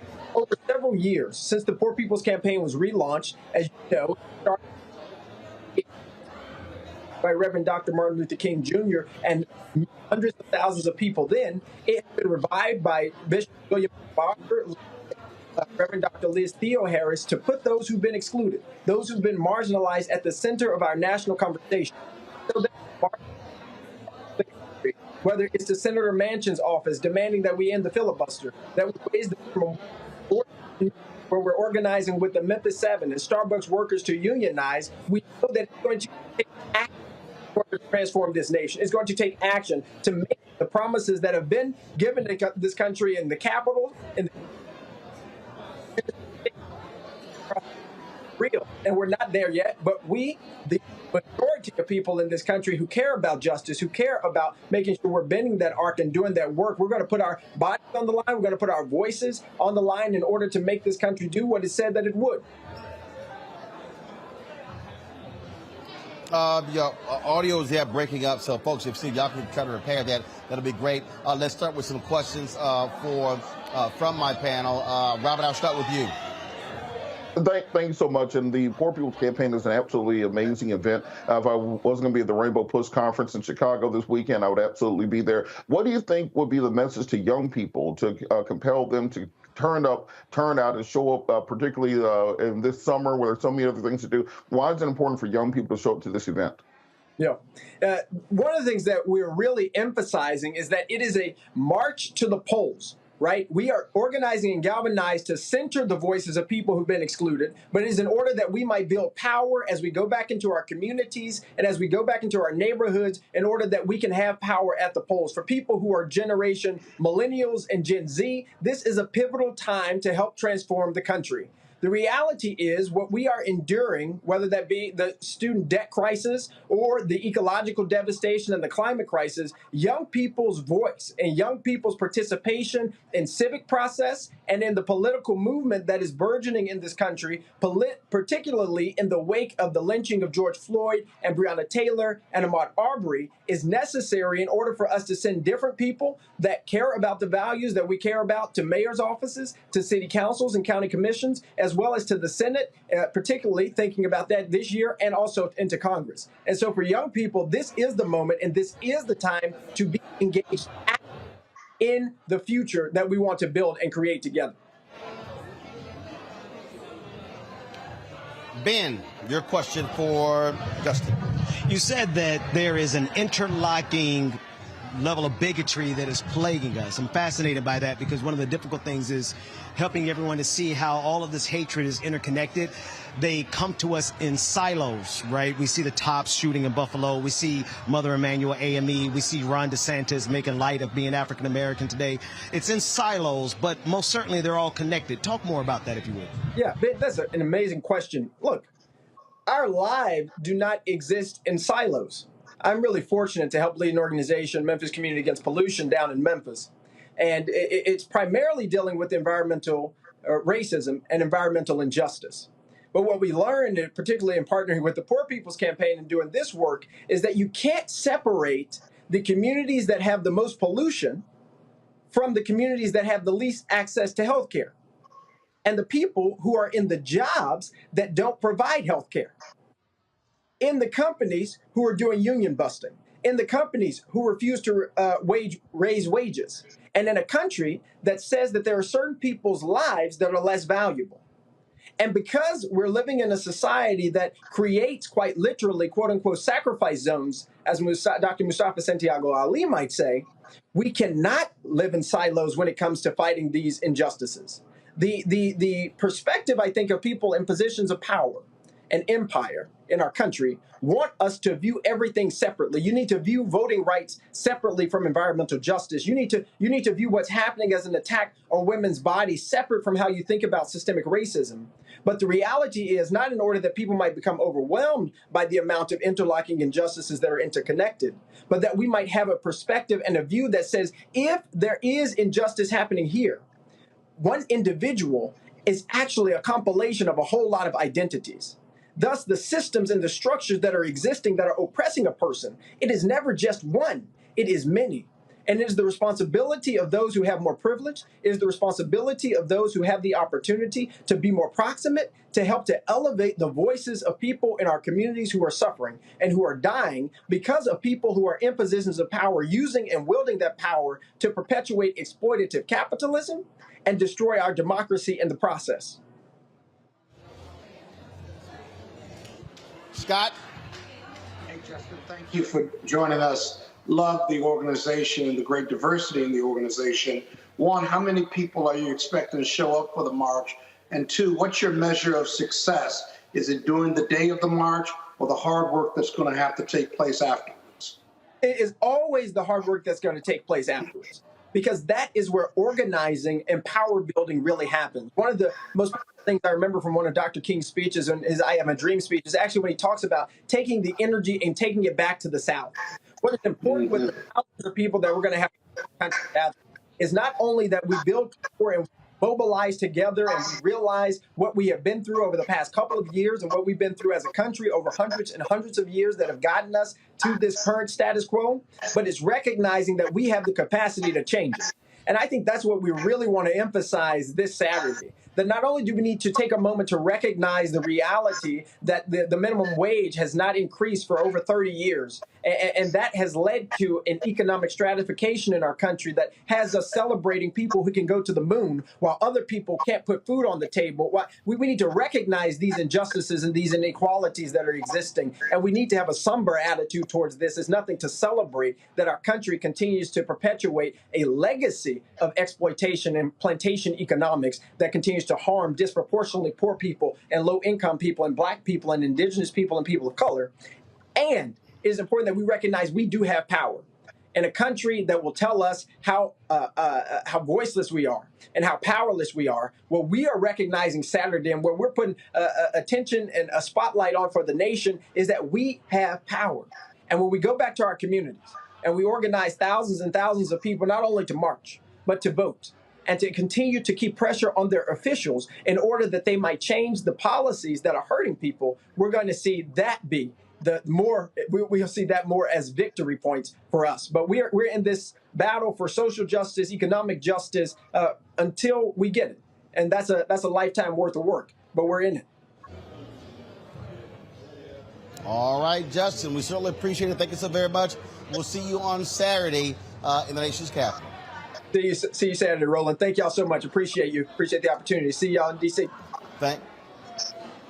Yes, sir. The Mass Poor People's and Low Wage Workers Assembly taking place on June 18th, folks. They begin to assemble at 9 a.m. The event begins at 10 a.m. We will be live there with gavel-to-gavel coverage from beginning to end of that particular event. Let me thank Scott and Robert for being with us. Gentlemen, thank you so very much. Ben is going to stay here. We come back from this break. We're going to talk about, in our Tech Talk segment, an initiative that the UNCF is launching called HBCUV, and we'll explain what that is next. You're watching Roland Martin Unfiltered, broadcasting live from the UNCF Unite 2022 Summit for Black Higher Education in Atlanta on the Black Star Network. Love our new Alexa. It's a Buick. Yeah, Alexa. Buick. Alexa. It's a Buick. It's an Alexa. It's a Buick. It's an Alexa. Coach, that's a Buick. That's an Alexa. The Buick Enclave with available Alexa built-in. We welcome you to the launch of the Mass Poor People's Low Wage Assembly and Moral March on Washington, D.C., June 18, 2022. We are a new, unsettling force, and we are powerful. New, unsettling force, and we are here. We're rising up to demonstrate the compelling power that we, poor and low-income people, have to reconstruct society from the bottom up. And we need to do it with the loudest voices possible, the biggest actions possible. Because we know that there is no scarcity in this land. The only scarcity is the moral will to do what's right. Hold on, just a little while longer. We are those with sub-minimum wage jobs who can't afford sky-high rent. People with disabilities are the fastest growing minority group. It's crazy to me that in 2021, it's still legal for workplaces to pay a sub-minimum wage to people with disabilities. There are still so much trial and tribulations that we go through as Indigenous people. We can't get a decent wage to sustain ourselves, nor can we get adequate housing. Veterans across this nation say enough is enough. We can't pat essential workers on the back on one day and then cut their health care the next day. Health is a political choice. What more do I need to do to prove that my voice is just as valuable as anyone else's?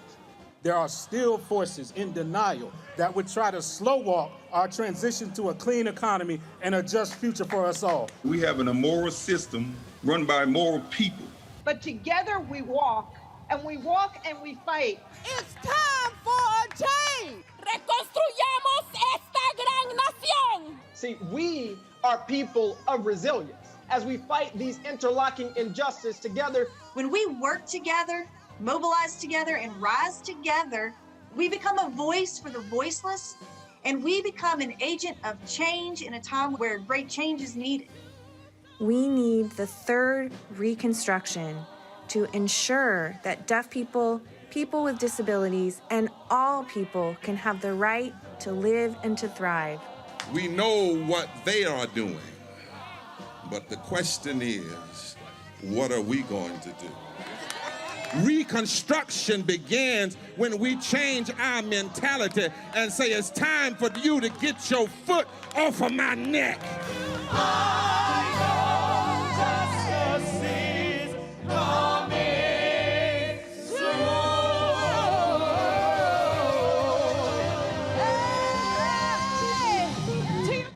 How about sushi? I just had sushi for lunch yesterday. How about tacos? Automatic emergency braking, one of 6 advanced safety features standard on every 2022 Chevy Equinox. Find new technology. Find new roads. Chevrolet. Hey, I'm Antonique Smith. Hello, everyone. It's Kiara Sheard. Hey, I'm Taj. I'm Coco. And I'm Lily. And we're SWV. What's up, y'all? It's Ryan Destiny, and you're watching Roland Martin Unfiltered.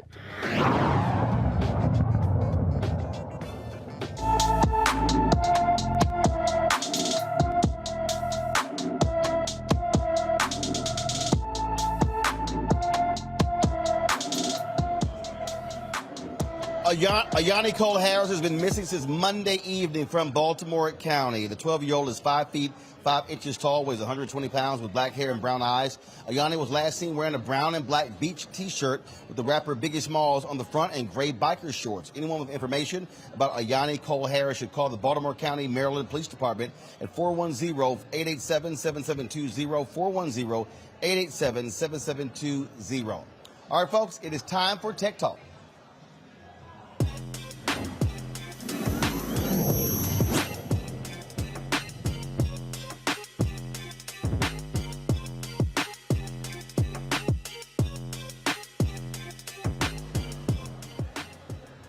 COVID forced a lot of HBCUs to get their act together when it came to online learning. Some are doing better than others. The UNCF wants to actually help many of them. So there's an initiative that they are launching next year called HBCUV. That's for virtual. We had the opportunity to talk to a couple of folks with the UNCF who are working on that endeavor and others. Here's our conversation. Let's talk about this conference here. As I went through the program, a number of the sessions fall under the category I would dare say best practices, if you will. Why is that important when you have folks here being able to have these specific universities offer best practices in these different areas? Yeah, that's a valid question, right? Because you would feel like everyone is doing similar things at the same time. But what we have learned is that, one, our institutions have very nuanced or unique ways of serving their students, as well as ensuring that their community is well served. What we want to do is make sure that our institutions are not missing out on certain things that our institutions are doing that they might not have thought of, right? We have a motto called adopt and adapt. Adopt and adapt. That means we don't want our institutions to reinvent the wheel. How can you take what our institutions or other institutions have already done, adopt it, and then how can you adapt it to the nuance of your community, the nuance of the students you serve, and the nuance to the institution? So that's why it's important for us to have the promising practices outlined at each of our at the convening, so that our institutions have an opportunity to learn from one another. The other thing I would say is we have a networked approach. Right? Collaborative approach. That means we want to ensure that our institutions know that they're not by themselves, that the challenges, the gaps that they have, the roadblocks that they're facing is not unique to life or unique to just them, and they're able to support one another for change, for transformation. Did you want to add? So you haven't had a conference in 2 years, and so how did you reimagine this one compared to what you've done in the past? Well, this one's been accelerated greatly. We decided not to have a virtual conference in 2020 and 2021, partially because we meet with our institutional partners over Zoom every day. And so the idea of having a virtual conference where we kept them in a Zoom room for multiple hours a day just didn't fit our modus operandi, for lack of a better phrase. When we think about how this conference has been reimagined, in 2019, our conference was really focused on 24 institutions partnering with us through our Career Pathways Initiative, a $50 million grant funded by the Lilly Endowment in 2016 to transform career outcomes at those 24 institutions. Today we have over 60 institutions in this work.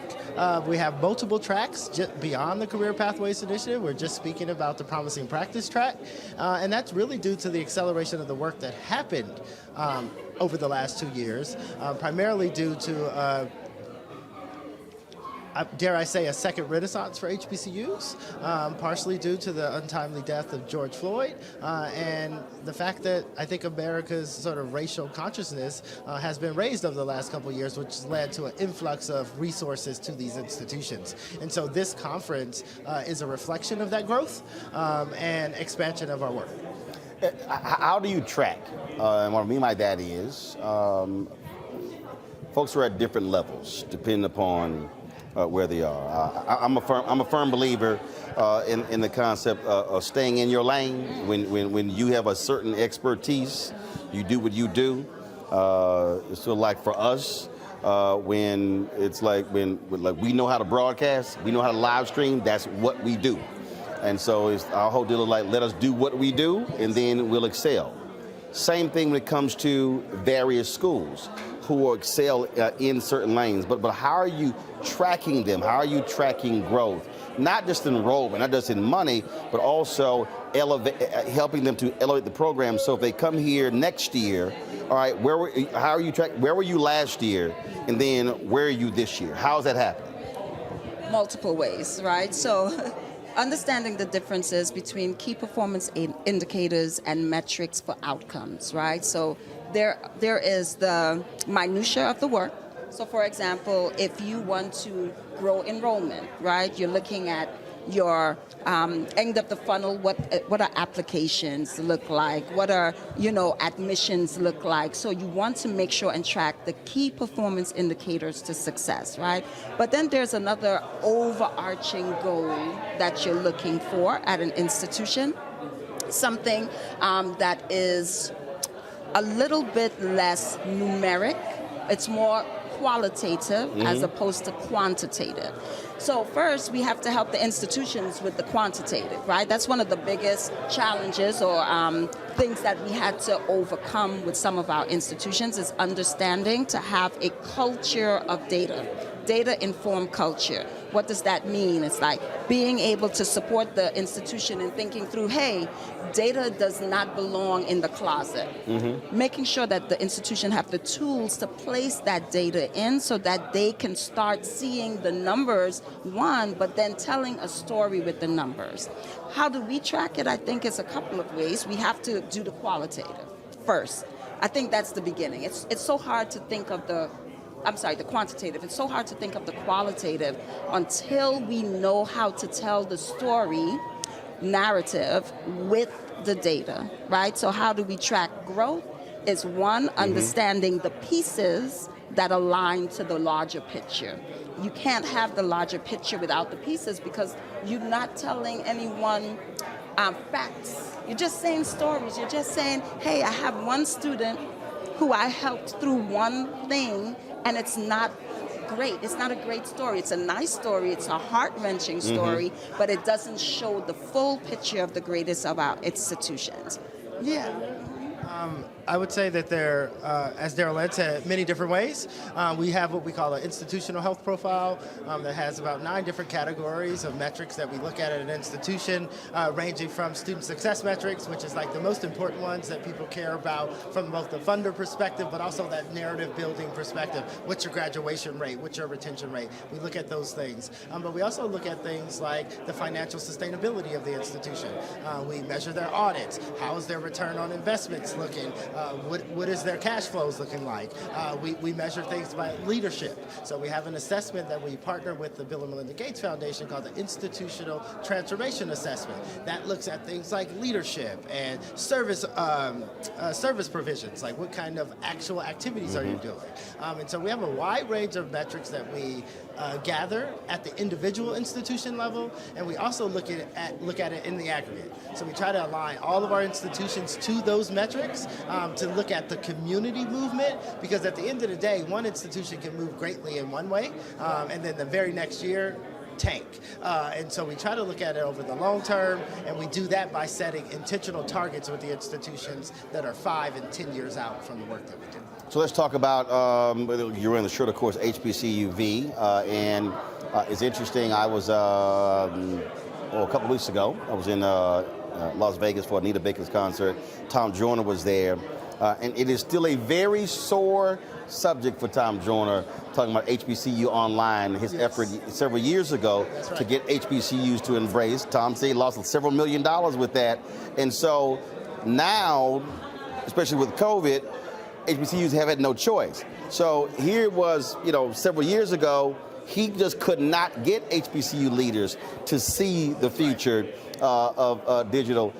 Looks like they have no choice now to see it. So explain what HBCUV is. Well, HBCUV is our attempt to capitalize on an opportunity where for the first time, potentially ever, nearly every person on our campuses had to sign into a learning management system.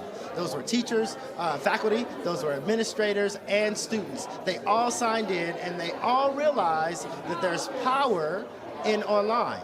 It increases flexibility. It allows students to meet students where they are in a most meaningful way. And UNCF at the time already had a plan. In late 2019, we got approached by a third-party organization, online service provider, and they said, hey, we want to help an HBCU go online. And we spent all day with them talking about their bells and whistles and all the nice things they had to offer. And they said, well, what do you guys think about that? We said, well, give us some time. We're going to reflect. We came back as a team and we said, why one HBCU when we can do many HBCUs? Because what technology provides is greater access, greater flexibility, and a structure that allows many more institutions to participate in the work. And so we came back and we wrote on the board as a group, HBCUV.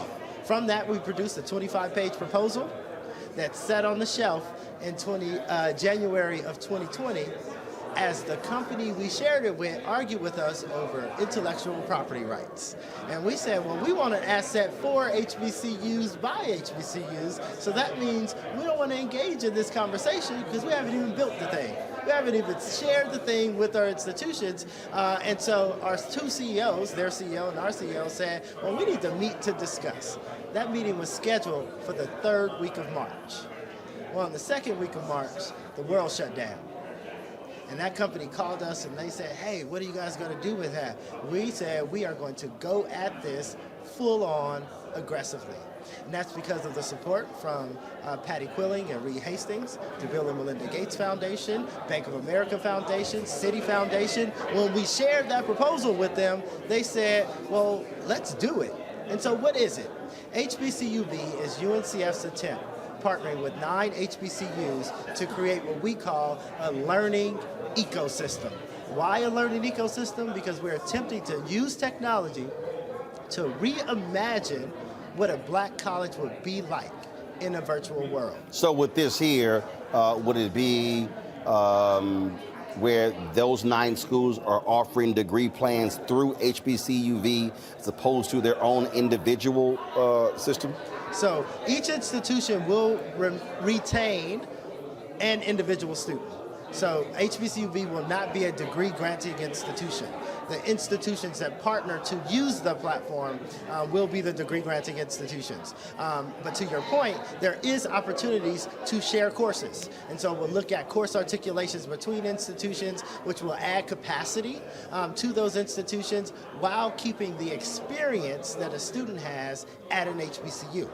In addition to that, if you know an HBCU, you know that most of the learning comes through the engagement with your peers, your faculty, your staff, the other 23 hours of the day. So in addition to thinking about the synchronous and asynchronous learning time, we're also considering how can we get a student to log in all the time? So we're thinking about how do you replicate the yard?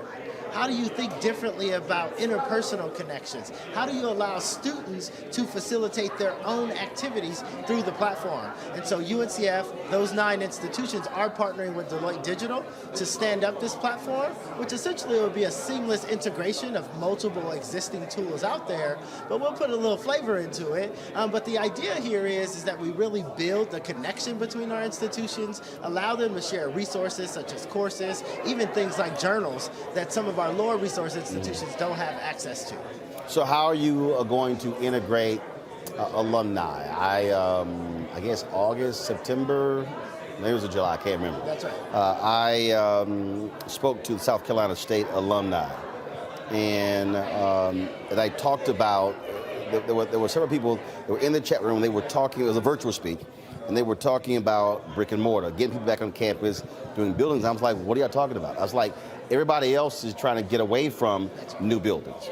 And so I said to them, I said, well, first of all, how many chapters of your alumni do you have? Because they kept talking about the HBCU experience. I said, look, I feel y'all on that. I said, but there's a whole bunch of people just trying to get a degree. I said, so you don't understand where people are. So I then said to them, I said, well, how many chapters do you have around the country? I said, so why aren't you utilizing your alumni chapters to serve as a conduit for someone who is learning in another city where they might be attending alumni events or whatever. And so they were like, damn, we never thought about that. And so how are you going to do that with HBCUV? Well, first of all, you should come to some of our planning sessions. We've been talking exactly about that. We are looking at multiple tools to engage. Now, come on, I live in the virtual world, so ain't none of this new to me. Understood completely. And what we get excited about is that opportunity. We think without the resources to really invest in technology, it's hard to devise a vision and a strategy around technology and its use. And so where UNCF gets excited is we're an aggregator of resources. And we've been very successful thus far with HBCUV. Today we've raised north of $11 million to stand up this platform. We're going to continue to do it because we've done that without publicity. And that we hope to raise enough capital to make sure every HBCU has a vision for how they're going to use. What's the target number you're trying to hit for HBCUV? We want every single one of them, so 102. But in the first few years, our goal will be 35 by the third. Right, 35 schools. 35. No, what's your money number? Oh, what's our money number? Well, we're looking at 150 million for the first 5 years. That would be our goal, because what we know is HBCUs typically have not engaged in the online learning space due to infrastructure, lack of infrastructure, lack of professional development, and a real lack of sense of the world of the possible. But we want to remove those barriers by raising the dollars necessary to ensure these institutions that this product, their capabilities online, are going to be in it for the long run. So when does it go live? It goes live in 2023. First quarter, second quarter, third quarter? We're looking at spring of 2023 is our plan. Now, with any technology that you're building, be prepared for a delay, but it will happen in 2023. At present, we're on schedule for spring of 2023. Okay. Sounds good. I appreciate it. Thanks a lot. Thank you. All right, folks, we're going to go to a final break. We come back at Roland Martin Unfiltered. Final thoughts with Ben and myself. We'll be back in a moment.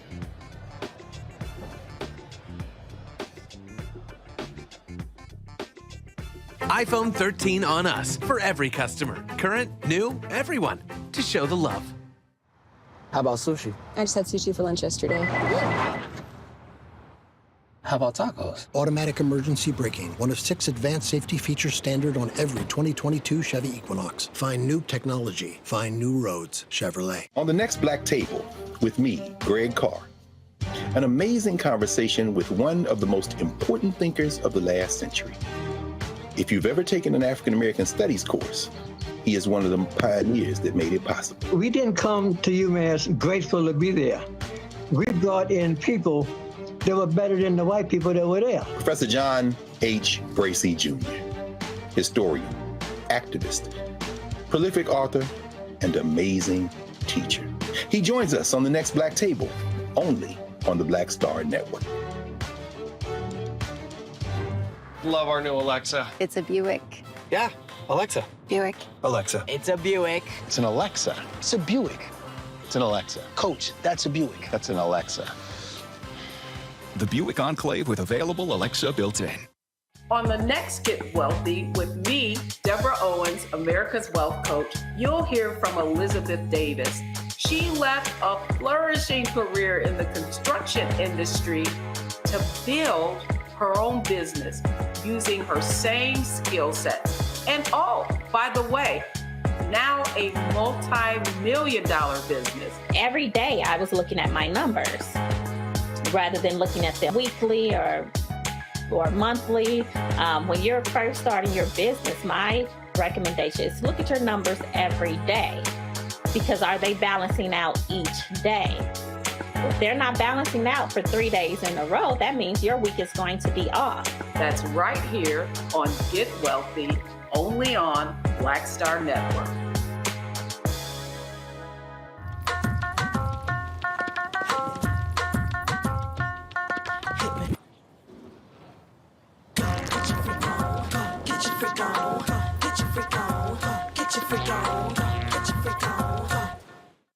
Diala Riddle, and you're watching Roland Martin Unfiltered.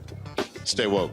This is Director X, the director of Superfly on the red carpet, or the black carpet, and you're watching Roland Martin Unfiltered. Yo, what up, y'all? This is Jay Ellis, and you're watching Roland Martin Unfiltered. Hi, I'm Chaley Rose, and you're watching Roland Martin Unfiltered. I'm Lex Scott Davis, and you are watching Roland Martin Unfiltered. Hey, what's up, y'all? It's your boy Jacob Lattimore, and you're now watching Roland Martin right now. Eee.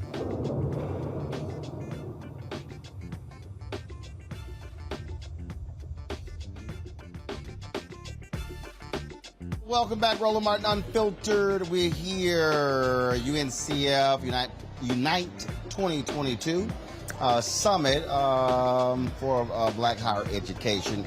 Final thoughts, Ben, first up, glad to have you here. Thanks a bunch. Why all these Atlanta people? I've been dealing with text messages. Why are y'all complaining about the heat? How long you been in Atlanta? I've been in Atlanta long enough to know how hot it is in Atlanta. No, it's a different kind of heat in Atlanta. Bruh, I don't understand. I got an email. Yes, Kelly Fletcher. I'm gonna go ahead and call you out, Kelly. Kelly Fletcher gonna send me a text today. She said, I guess we aren't. She said, I guess we aren't playing golf while you're here. It's too freaking hot. She said the sun is so different these days. Yeah. She said, I need the old sun back. No, this new sun is different. Notwithstanding climate change, it was about 100 degrees out here today, so I figured you weren't going to do any golfing today. Say, bro, the only reason I was not playing golf this morning is I had to do interviews here. So let's just be real clear. That's the only reason I wasn't playing golf. I'm not worried about the heat. I play on Memorial Day. So Antoine, who shoots with us, he was playing, whining, complaining about the heat, how hot it is. I was like, dog, we walked 18 as well. I was like, dog, get you a big ass hat, drink some water. Man, he was sitting here. At one point, we had to slow down because he needed to stand in the shade to catch himself. And doc, I'm walking in the middle of the fairway like it's just a spring ass day. I'm sitting here chilling. Antoine, I'm lying? Antoine, am I lying? They make these certain towels that you wet and then you wring out and you pop them, then you put them over your neck. First of all, I totally forgot I don't use them. I've got like 3 or 4 of them. I literally don't use them because I'm not tripping on the heat. Man, we got to the 9th hole. I had to go by the car because his ass about to fall out. 2 degrees from hell outside, bro. Come on, y'all sitting here. Y'all, come on. Listen, I used to march in this kind of weather. You're talking about HBCU. Shout out to Bethune-Cookman University, Hell Wildcats. We march in this kind of heat, but that was 20, 30 years ago. How y'all get so soft in your 50s? How old are you? I'm not even 50. I'm 42. Just turned 42. Your ass 42. How you so soft in 42? Bro. I will be 54 in November. This shit ain't bothering me. You're getting the AC rolling. It's hot outside. No, I'm talking about out there. I'm talking about if I'm out there playing golf, man. I ain't sweating this. Yeah, bless your heart, man. It's a different heat. Listen, I was in Florida just a couple of days ago. The heat in Georgia is. These house Negroes. I ain't got nothing to do with this, man. Is the show over? These house Negroes. What is wrong with y'all? Call me that if you got to. I need air conditioning. Somebody's just on a message board, Roland, you got to be careful. We ain't spring chickens anymore. That heat ain't no joke.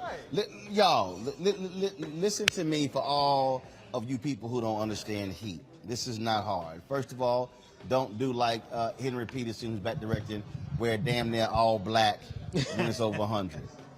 That's right. Not wise, Henry. Right. Okay, not wise. That don't make any sense whatsoever. That's first. Don't wear all black, or don't wear all dark blue. That's one of the things you do. Also, that's why you wear light clothing. If you're gonna be out there for a long time, people understand this here. They wear shorts. Not a good idea to wear shorts when you actually stay out there in the heat. Those hoochie shorts that they got out from. No, these. First of all, let me explain something to y'all. Any grown ass man wearing some hoochie man shorts need to be visited by hashtag Team Whip That Ass. I saw you, Dwayne Wade, on the golf course in them hoochie man shorts. I got a You got a pair of hoochie man shorts? I mean, if they're for meditating on the beach, but they come in handy, yes. No, I didn't say swim trunks. But they cut up.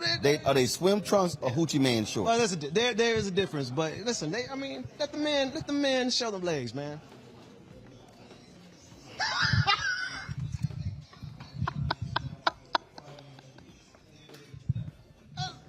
It's 103 degrees outside.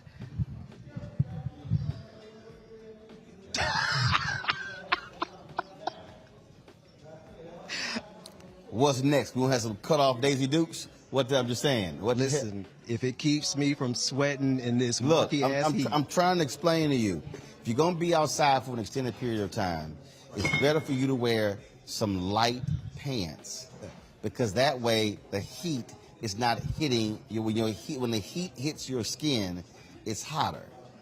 Okay, so you wear some light pants. Okay. You do not wear dark clothing. That's right. When you're in the sun. And again, I ain't afraid of heat, so I play golf with some black shorts and a black shirt and a black hat. I ain't tripping. Okay, that's what you do. Also, before you go out in the heat, you need to consume at least 32 ounces of water. That's fact. Listen to me again, to all y'all people sitting at home right now. I didn't say you go out in the heat, then after an hour you drink half a bottle. No, you consume 32 ounces at home before you even go outside, because you have to hydrate your body. And so typically when I play golf, when it's that hot, I will put anywhere from 12 to 14 bottles of water in my golf bag, and I will drink a bottle of water every hole or every hole and a half in order to constantly stay hydrated. Get you a towel, get you a sweat towel, you all good. A bunch of y'all getting ready to go to Essence. I'm telling y'all right now. Yeah. Don't be sitting here and then here's the other deal. Now, I don't drink alcohol. I ain't got that problem. Alcohol and heat don't mix well together. That's right. That's right. Because understand, I'm not trying to pick your ass up off the pavement. I ain't trying to see you throw up. I ain't trying to do all that sort of stuff. So I need all y'all out there to get y'all act together. So when we go to Essence Festival, okay, I'm going to be suited and booted. I'm going to wear some hoochie shorts. Okay. All right. I'm trying to tell y'all. You come out there in them hoochie man shorts at Essence, I'm putting you on TV and all on social media. Hey, big boys can wear them too. Anyway, No, big boys need to keep their ass in some cargo shorts. That's right. Big boys need to learn how to wear some cargo shorts. In the heat. No, don't wear sweatpants in the heat. Wear you some light pants, but keep your ass in some cargo shorts. Okay? All you big dudes, straight up. Cargo. Don't be sitting there trying to go for them tight hoochie man shorts. That's just like I can't stand them skinny suits. I can't stand them skinny suits. Versus the baggy? Huh? Versus the baggy? First of all, your pants got to have some damn cuffs. Okay. I'm a firm believer that the cuff should hit the door before you do. Everybody ain't got that swagger when they walk. Okay? So you can't do that. Like, I don't understand the pants that come right down to here, and you see that. Growing up, we call that flooding. The one that showed the leg. We call that flooding. Okay. That's what that was called. Okay. Your ass wore some pants. If you wore some pants that came up to here, right, and the shoe was here, okay, we call your ass flooding. Okay, let me put my legs down. I don't understand that. What happened? You couldn't hold that pose? No. I'm flooding. Right. I'm flooding the pants. Hold up. I am going to end with this here. You were tweeting this here. So I need to ask you, what the hell was all this stretching stuff you were tweeting about? Stretching? Yeah. Oh man, listen. I don't know. It's just a way of processing, like meditation and stretching and yoga. It's just a way of processing. You had tweeted. Let me try all of a sudden talking about meditation and yoga. You had tweeted something about you had some injury or something. Oh, and listen. then you were stretching and you were like, oh my God, I ain't never experienced this. See, y'all don't understand. I remember everything. You really do, because I tweeted that about 6 months ago. Listen, I had a busted hip. Like, I didn't even know my hip was busted. I did not know all my life that I didn't have functionality in my hips until I just started stretching and yoga. And then one day, I stretched enough for my hips to unlock. And I was like, oh, hey, Jada. So it just kind of, it was revolutionary. I didn't know I could do all that, Y'all, he just said, hey, Jada. Y'all see what he just did? He ain't talking about Jada Pinkett Smith. Ain't no entanglement. Okay. So quantum entanglement. So you were sitting here. So you started stretching. Yeah. And then realized the benefits of stretching. Well, no, it's like I did not know that I did not have functionality in like a portion of my body because I got injured when I was younger. And I never went to the hospital. We were talking about health care. Younger, I didn't have any insurance. I couldn't go to a doctor, get an x-ray. But like later on, when I started stretching and doing yoga with, shout out to my homegirl, Christina with Live. Like what happened? Did it pop or something? Oh, it's a lot of popping that's been going on. Yeah, man, it's revolutionary. It has changed my life. I can't even lie. Like not only in terms of flexibility, but in terms of endurance, in terms of strength, in terms of like peace. Like you do this, like all these crazy people we deal with. Just process it and just let it flow out. Yeah. Okay. Well, see, I've been meaning to ask while I'm wearing hoochie mama shorts. Yeah, while you wearing hoochie man shorts. Yeah, okay. So I've been meaning to ask you that. So yeah. You don't forget nothing, Roland. That was 6 months ago. I don't forget nothing. God, dog. I thought you were gonna ask me about my tweets tonight. No. No. I knew I said I'm gonna have to ask him about stretching. I don't forget nothing. Damn. Wow. Okay. Yeah. I see that. I see you. I don't forget nothing either. It's good to run into people who don't forget a single detail. Because you were looking like, what the hell are you asking about stretching for? It's like where'd that come from? Yes. 6 months ago. There you go, 6 months ago. All right. Glad to have you here, folks. We appreciate it. Tomorrow, y'all, I'm going to be in Missouri City, Texas for their Juneteenth celebration. Missouri City, basically, outside of Houston. Look forward to being there. We're going to be at, let me tell you where we're going to be at. Somebody, Josh Allen in the chat said a lot of popping going on. Let me tell y'all this here. So tomorrow, I'm going to be the keynote speaker at the Missouri City Juneteenth celebration at the Quail Valley City Center Golf Club. I played there before. Hell, you know what? I should play there. I do say the golf club is my brother's house in Houston. Yeah, I might do that. So that's going to be tomorrow at 6 p.m. Eastern. We'll be doing the show from there tomorrow as well. And then on Friday, I'll be traveling to the University of Michigan, giving a Juneteenth speech at the University of Michigan in Ann Arbor. Looking forward to that. I will be live that night, probably from the Detroit airport. I got a 9 o'clock flight back to D.C. because first thing in the morning, we're going to be at the Poor People's March on Saturday. And so a lot of things happening. A lot of Juneteenth activities are beginning tomorrow, so we look forward to that. I want to thank the folks with the UNCF for having us here at their Unite 2022 conference. We've got lots more content from here that we're going to be actually showing over the next week. I did interviews with the presidents of Talladega, St. Augustine's, Florida Memorial, Dillard University, Johnson C. Smith, and several others. And so we'll have those right here on Roland Martin Unfiltered on the Black Star Network. And listen, y'all tripping, all y'all YouTube people, I done told y'all, I don't know why in the hell we shouldn't be at 1,000 likes right now. Last I checked, it was 917. Let me check. I'm trying to end this doggone show so we can get out of here. It don't make no sense. If this thing don't say 1,000, I'm going to cuss y'all out. Okay. Why does it say 976? I done told y'all. We've been sitting here having nearly 2,000 people on the YouTube channel, and y'all can hit the like button. And so y'all got 60 seconds. Hit the doggone like button so we can get 24 doggone likes so I can get the hell out of here and hit 1,000, okay? Because we didn't hit 1,000 the other day. Y'all thought I didn't see that. Yeah, so I'm blaming all y'all commenting all damn day. Somebody says we got 993. So yeah, y'all done woke up. I told y'all I should have to be asking for this. Be sure to download the Black Star Network app, Apple phone, Android phone, Apple TV, Android TV, Amazon Fire TV, Xbox One, Samsung Smart TV.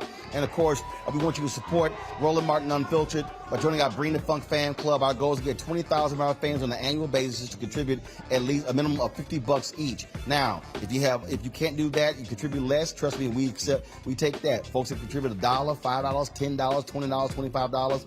I got people who actually give to us monthly. I've had people give to us $100, $500, $1,000, $5,000, upwards to $30,000. And so I appreciate every dollar that we actually get.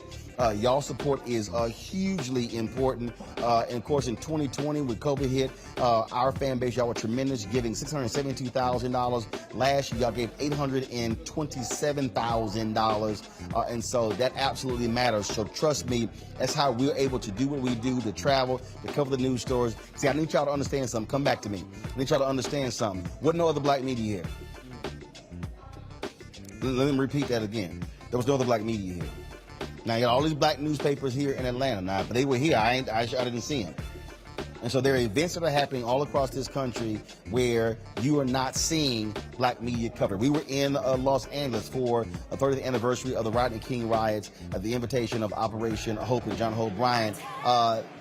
Again, I didn't see other black media outlets there. So there's a whole bunch of people who claim to be legacy black-owned media, new black media, but it's amazing how they don't show up actually at black events to cover things. We do, on the ground, talking to people, gathering content, hearing our stories. And so that's why this matters. And so when you support us, it matters. Now, some of y'all give on YouTube, and I appreciate that. But remember, if you give to us on YouTube, we're only getting 55% of what you give. And so you give to us directly, we get the full 100%. If you do not see your name on our list of donors, send us an email. We'll have your name added. But again, so our request is, again, $50 each, because, again, we need to have independent black-owned media, and we're covering our stories, and we're not having to ask somebody else permission to tell our story. And so you want to send a check or money order, you can do so. Here's the address, P.O. Box 57196, Washington, D.C., 20037-0196. Our Cash App is $RM Unfiltered. PayPal is R Martin Unfiltered. Venmo is RM Unfiltered. Zelle is Roland at RolandSMartin.com. Roland at RolandMartinUnfiltered.com. And trust me, Ben will tell you, I told him, you cannot be afraid to ask folk for money. Otherwise, they ain't gonna send you money. I ain't got no problem asking for money. I know how to raise money. And it's all about, again, us covering the issues that matter to us. And so, folks, thank you so very much for seeing y'all. I will see you tomorrow.